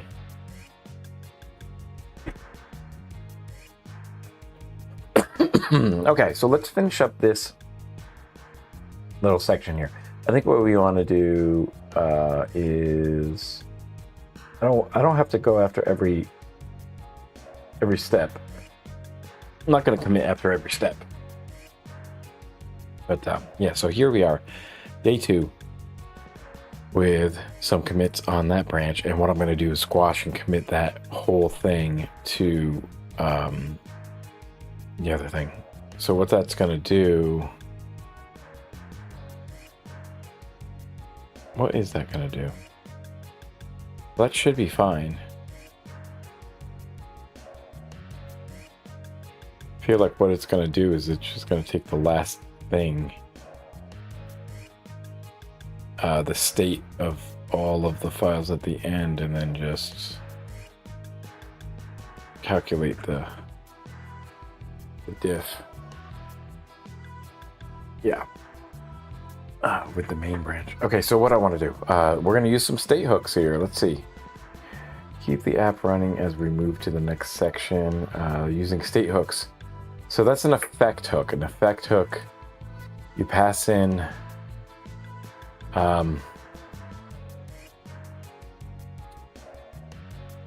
can pass in this component to the main app,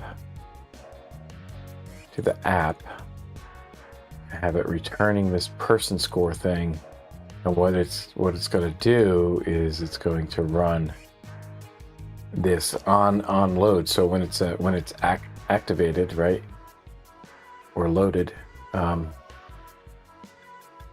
or when there's changes, I guess, get person, then do that. So this is the kind of syntax I think that is desired, or the preferred way to do this with async or with promises. Working with promises is to use the function and then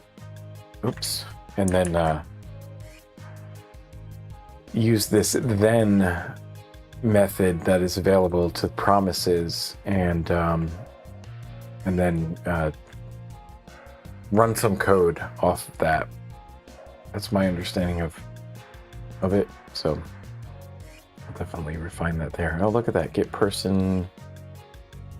Oh, get person TS. We had that one. Yes. Okay. Here we go. In resolving the promise in this sense, we're just using Bob as the person that we're adding. So we could do some more dynamic stuff inside of this resolve thing, right? Okay. We have already learned about the use state hook in previous chapters, but we will look at it again here. Compare it to another state hook we haven't covered yet, use reducer. We will expand the person score component we created in the last section to explore these state hooks. So using use state. Okay. So as a reminder, the use state hook allows state to be defined in a variable. The syntax to use state is as follows. Constant state, set state. Right. So you're taking two different things. State and the set state. And so set state, I think, is the function, and then state is the variable. Use state, initial state. So it can be an object. Gosh, what is going on here?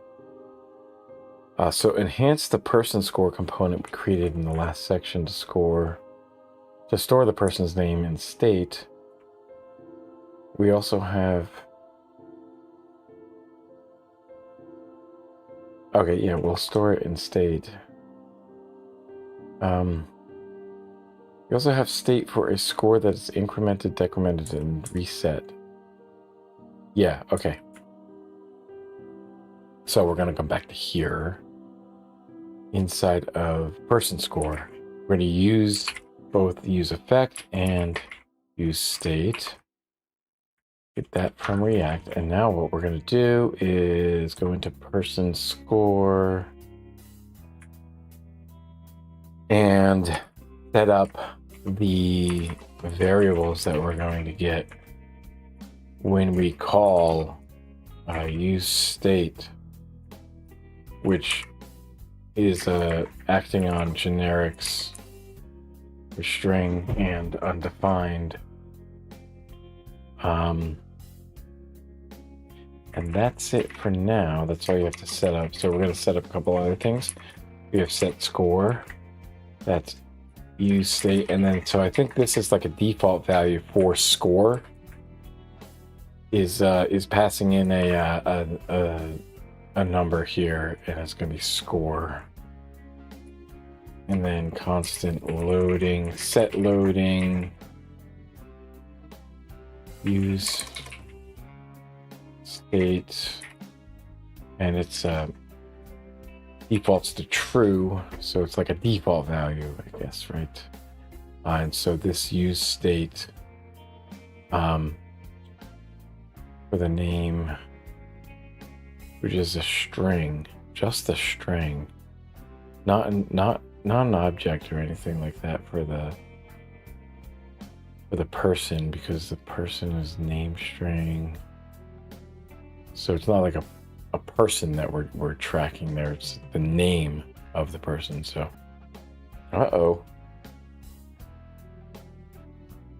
we disconnected. We're reconnecting. We're reconnected. Okay, we had a bit of a problem there disconnecting. Hopefully we're still live. It was just a bit of a hiccup.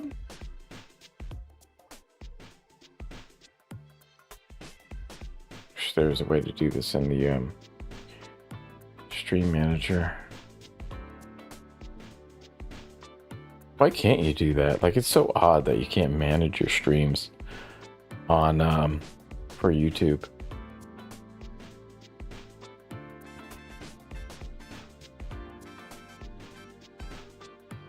Usually do it in whatchamacallit,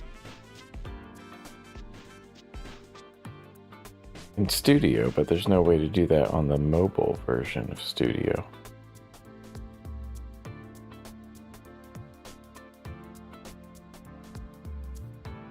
How do I do that on here? Is there a separate let's see, is there a separate one for that? Q2, like live? Is there a YouTube live stream manager or something?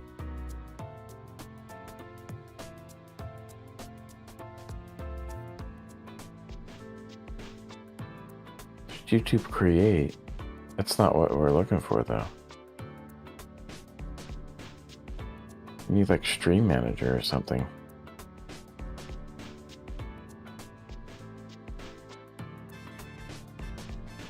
Let's see.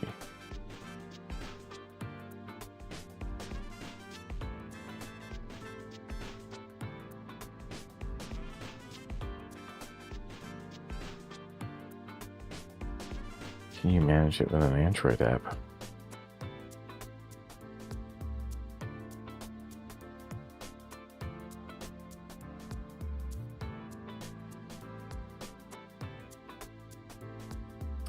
Nope. Just want to be able to manage an already running broadcast. So weird. Let me see, because there is a... Yeah, there's the stream manager here, Creator Studio. Let's see.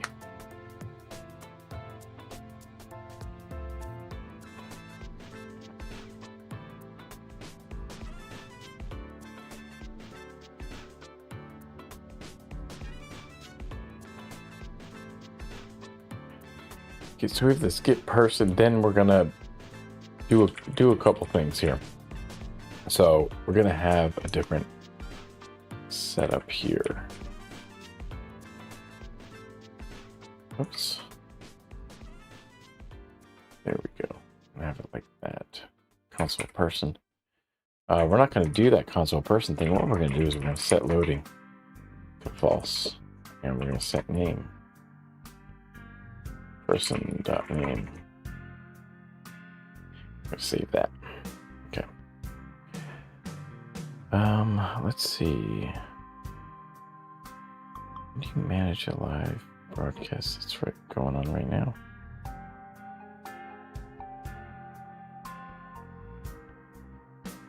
It's under content or something.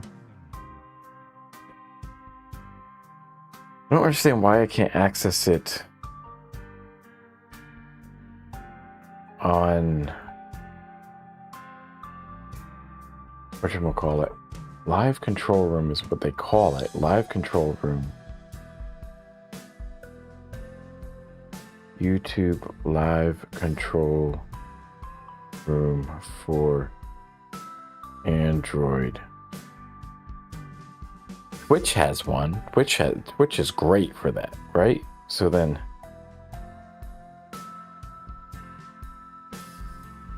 YouTube just doesn't have that?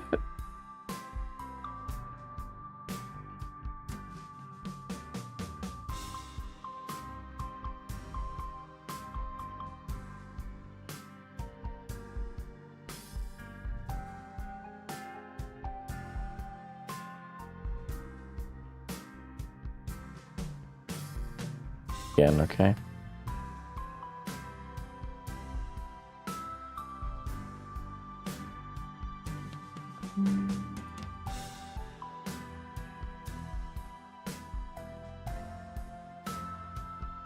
All right, we might be having some trouble.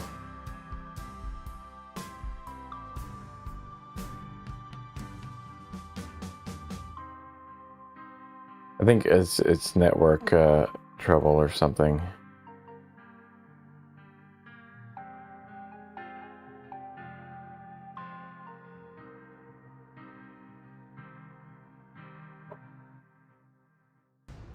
Let's see. So we can do all this stuff.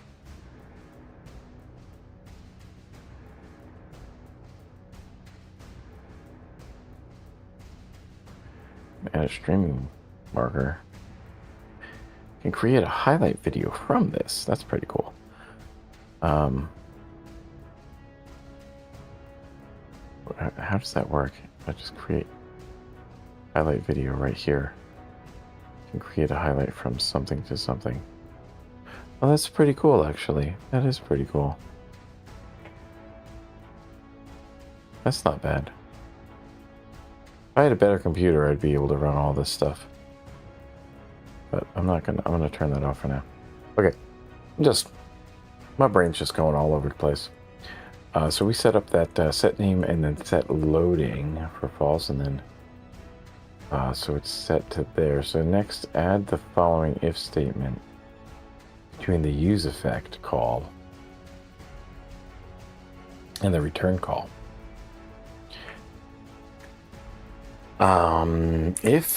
If we are loading, then we are going to return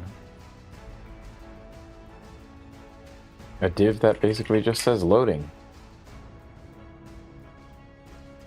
And then so that displays that. And then see it's up on there. It says loading right up on there. Okay, cool. Now, change the component's return statement to output the following. Instead of returning null, we're going to return a bunch of HTML and we'll do name score. So we can put these variables directly in. That's pretty nifty. Directly in to there. Add a button for subtract, and then add a button for reset. And now we need to set up some functionality for that, but at this point we have that. We can restart, and it's loading, and there it is. Add, subtract, reset. We need to set up some things though, right? So some callback functions. So we need some functionality here with the button. So on the add button, you can do it. This on click, we can put this anonymous function directly in. I think you can also do this with JavaScript as well.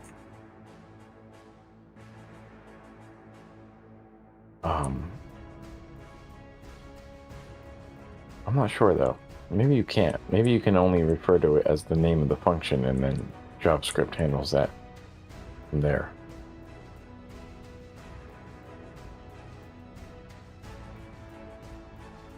So setting the score is going to add. So if I add, I can add, subtract, and reset. Doesn't do anything right now. But as we add subtract, there's an alternative method.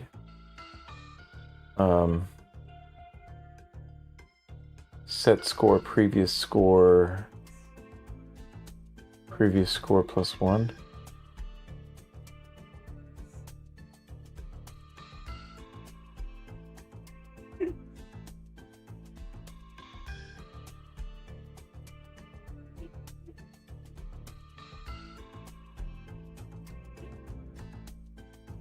It was unfrozen. It's been there for a week.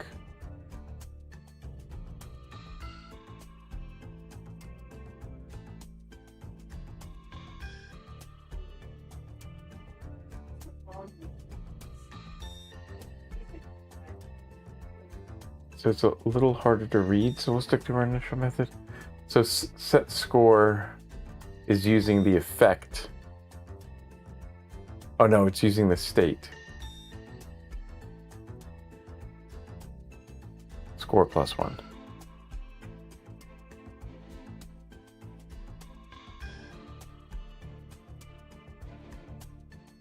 It's very interesting that it can automatically detect what types. We haven't specified what type it is, so it must be doing some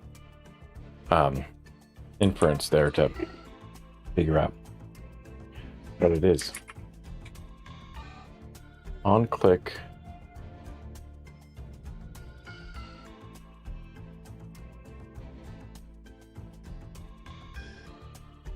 So we save it, and we can implement that. I'm just going to close the door real quick.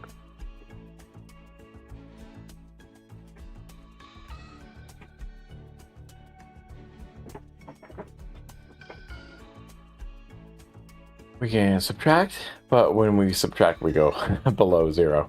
So that's a problem there. Let's get the on click equal to something. We want to set the score basically to 0, right? Is that what we want to do? And that's the reset button. There we go. Bum bum bum bum bum bum bum.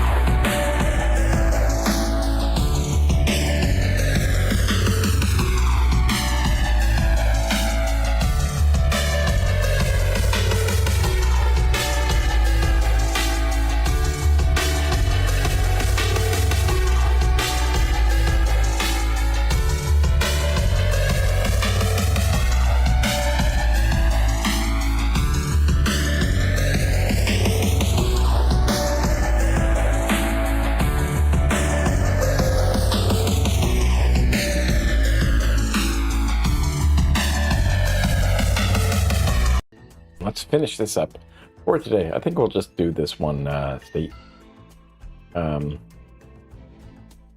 use state thing, and then we'll finish up. So far, we've only been adding things. We haven't been changing any different methods, so I haven't seen a need to add a new commit. So we'll just keep going. Let's see. With step 9, let's take some time to understand when the state values are actually set. Update the effect function to output the state values after they are set.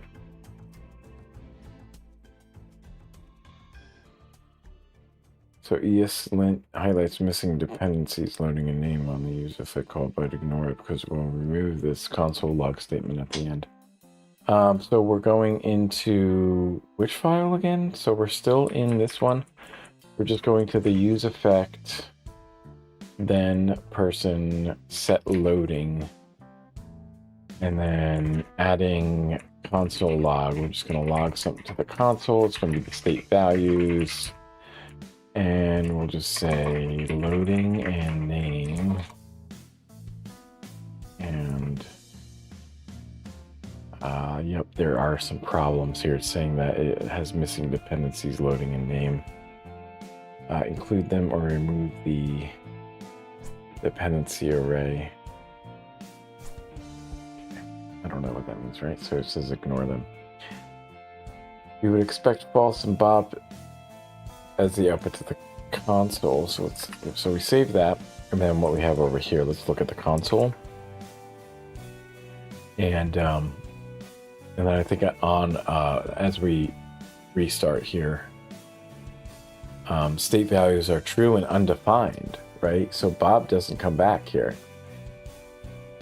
Because updating state values is not immediate. Instead, they are batched and updated before the next render. So it isn't until the next render that loading will be false and name will be Bob. Interesting. So we can reload now. Well, this is the next render, but I don't understand.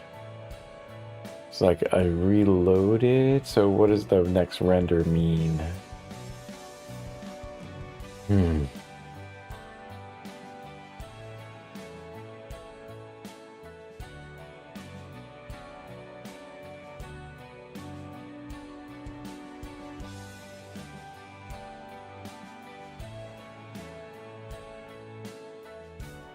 right, so we'll commit here, and that will be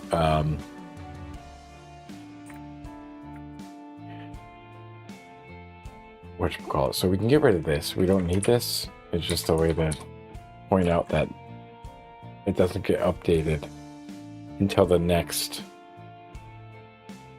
render. So it runs through the functions and then does that. So set name is person name is 0. Set loading is already false. I guess because you already initialized it, but then it did say true, right? It said true and then undefined. It should be false and Bob, but no. Okay, so both of those. Good. Okay, so that illustrates what happens then. Okay. So we're gonna use the use reducer, and this is what got me thinking about how to fix some of the crosshair interface, but sent me down a rabbit hole that wasn't fruitful. So what do we want to do? We want to commit this change. We want to add person score. And what we'll do is we'll commit this and we'll call this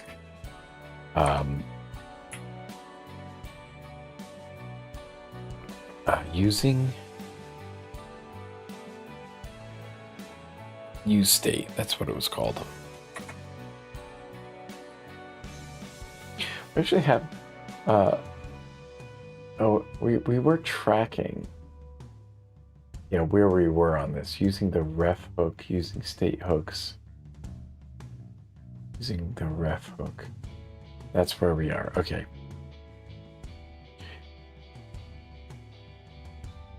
Syntax for use as follows. Oh, I'm tired. I'm ready to end this stream and go do some crosswords. Also add a loading state to the component. Can we get this done by the end of this? Understanding use reducer.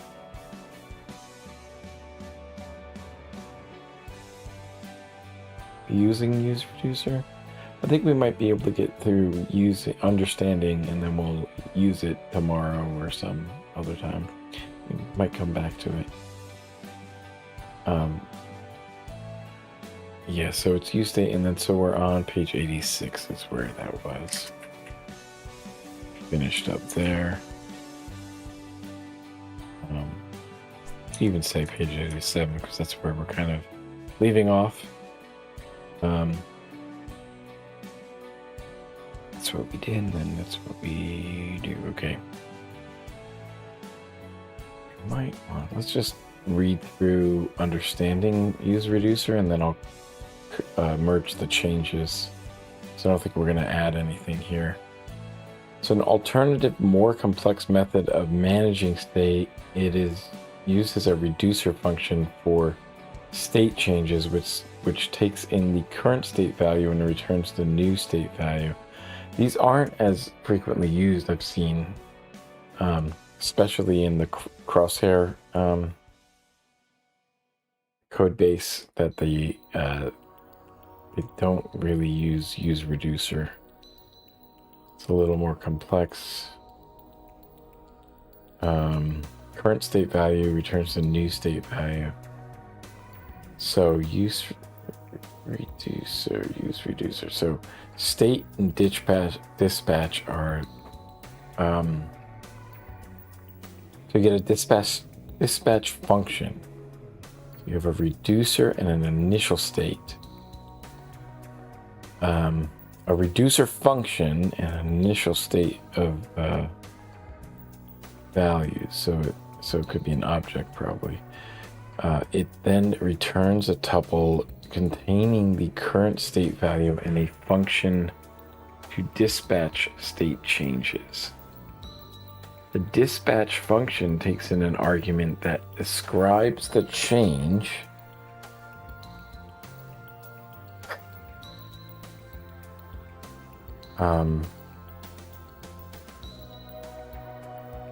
and this object is often referred to as an action. So this is the action, and the type is to add and then an amount of 2. There's no defined structure for an action, but it is common practice for it to contain a property, such as type, to specify the type of change. Other properties in the action can vary depending on the type of change. Here's another example of a dispatch call, type loaded. This time the action only needs the type to change the necessary state. And so what I was trying to do was to have it when it was in the state of being paused, we wanted to enable escape to exit out. Turning your attention to the reducer function that has parameters for the current state value and the action. Here's an example code snippet of a reducer. Okay. So it takes in a state and an action. State returns a state.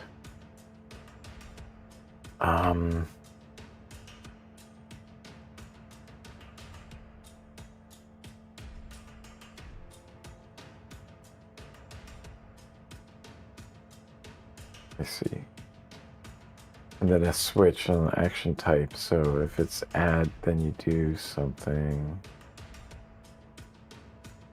And then there's other cases. Okay, so you could wrap that all up, like add, subtract, and whatchamacallit you could do all in one. Okay. Basically what they're trying to say there, I think. So it contains a switch statement based on the action type. Each switch branch makes the required changes to the state and returns the updated state. A new state object is created during the state change, and the current state is never mutated. Mutating the state would result in the component not re-rendering. Okay.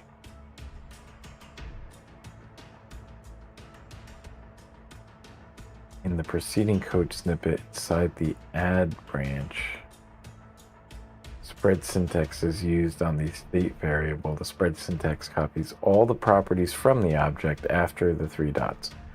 In the preceding code snippet, all the properties are copied from the state variable into the new state object returned. The total property value will then be overwritten by state.total plus action.amount, because this is defined after the spread operation in the new object creation.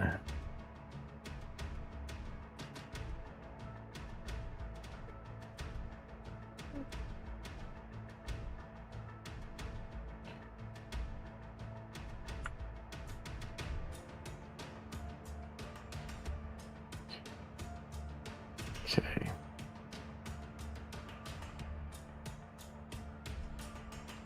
All right. Types of reducer can be explicitly defined in its generic parameter as follows. Constant state and dispatch use reducer. State action. Reducer initial state. Reducer is a standard React type that has generic parameters for the type of state and the type of action. So use reducer is more complex than use state because state changes go through a reducer function that we must implement.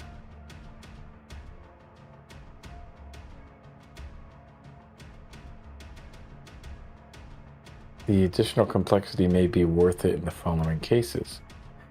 An action changes multiple state values, for example, a web API response updating a loading state value as well as a data state value.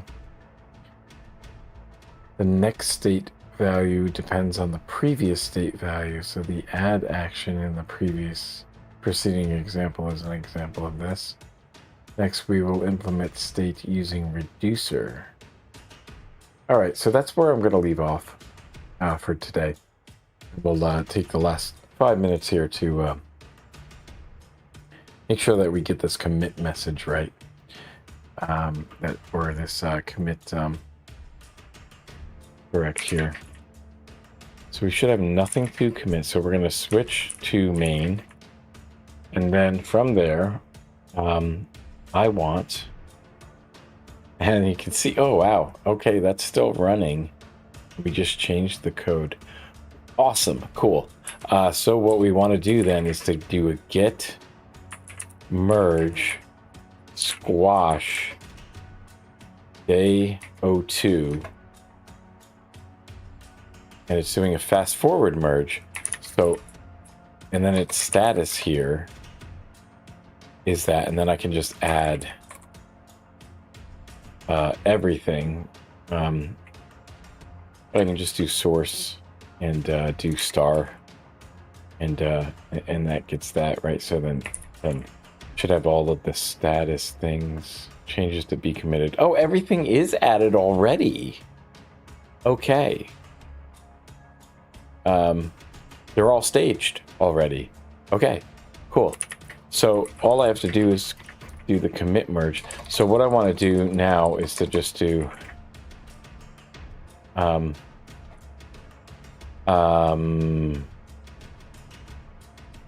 what is the tree? How do I look at the tree?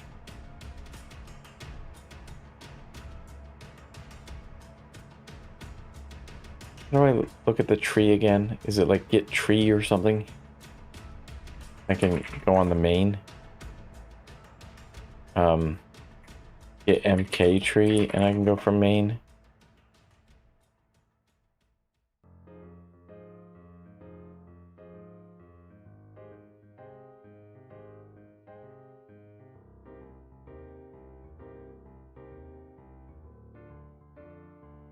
It's taking a while. Okay, work tree is what we're looking for.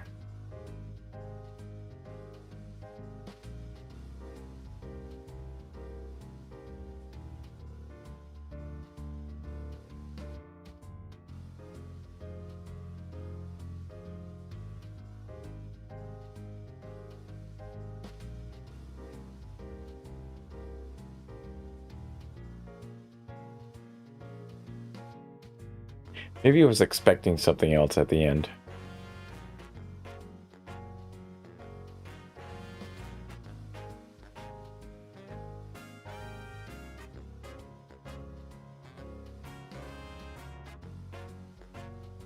Maybe it was LS tree. Is that what it was? Looking for LS tree.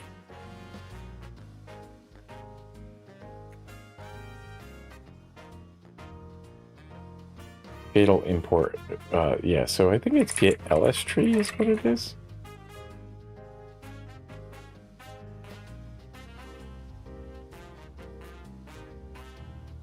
Stone fail type pass.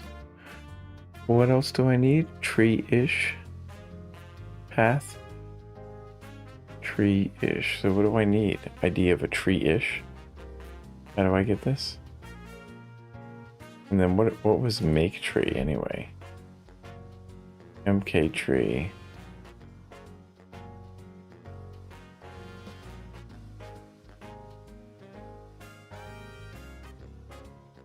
Yeah, I don't know. I don't know how you do this.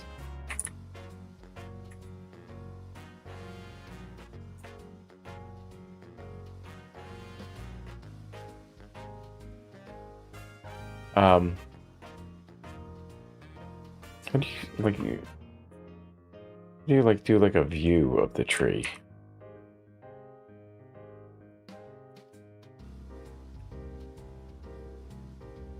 It's like I forget what it was called. It was like get branch.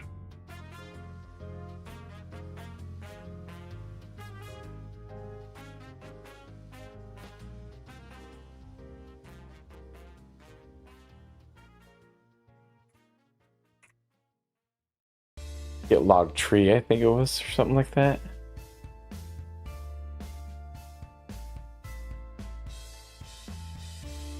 Graph, I think it was. I think it was graph or something like that. Get log graph.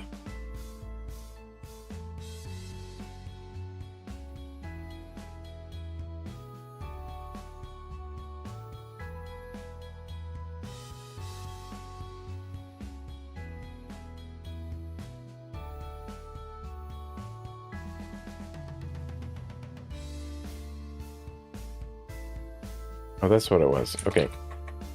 Get log graph is what we wanted, right? Queue that, and so I can do get log graph, abbreviate, commit, decorate. Where am I at? What is this? I don't want to do all that formatting stuff. I think that you actually need that though if you're doing the decorate with the format. I'm not sure. Let's see. Let's just do, yeah.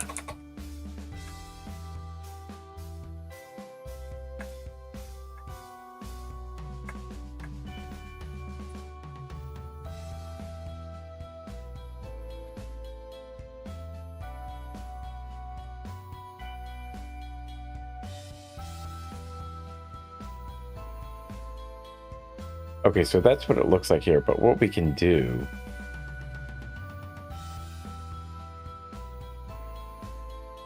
yeah, that's the only thing we did. Create hooks app. So what we're going to do is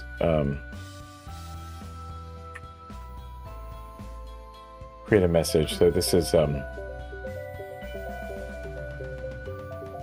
think, wait, if I just do git commit like that, Now it should come up with some other stuff. Should come up with some other messages, right? Squash commit of the following. Then I can just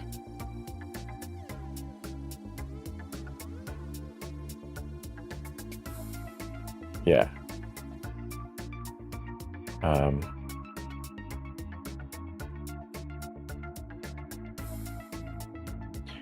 Please enter that, and then so if I do it like that, so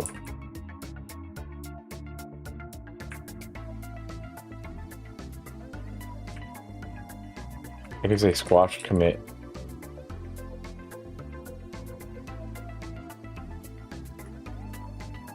Why is it like that?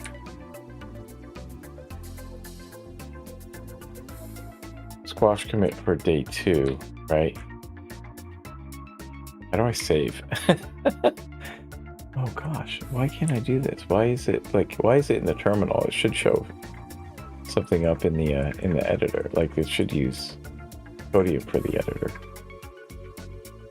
I didn't hear the end music. I guess the end music is going right now. I'm not sure. It's so funny. Okay, how? No, it's not that. Can I escape? Oh, it is. It is. Right? And then quit, right? There we go. It was in Vim mode. Oh my gosh. Don't like that. Don't like that. Squash commit for day 2. Yeah. So if you look at the git log, then we have like, this is the squash commit for everything. And that's nice, right? So then I can do one line. And so it's like squash commit for day 2. And then the next day you'll have squash commit for the other one. And day 1 will stop off at there with the branch there. So that's, yes. So if I take a look at my branches, we have day 1, we have day 2. So we can go back to those days and see what we did on those days as well, and see where the state of the repository was at that time. Now, I can do a git pull, and hopefully that's up to date. I do a git push origin main, and it should be up to date then. There we go. Okay, so that's it. Yeah, so let's go over here. Let's go over here. Yeah. So that was day 2 of 90 days of web development. That was day 2. So it's Kevin reminding you that you can't get it all done in one day, but if you commit yourself, you will see that there's a lot you will have accomplished at the end of 90 days. So until tomorrow, ta-ta for now. Enjoy the rest of your days.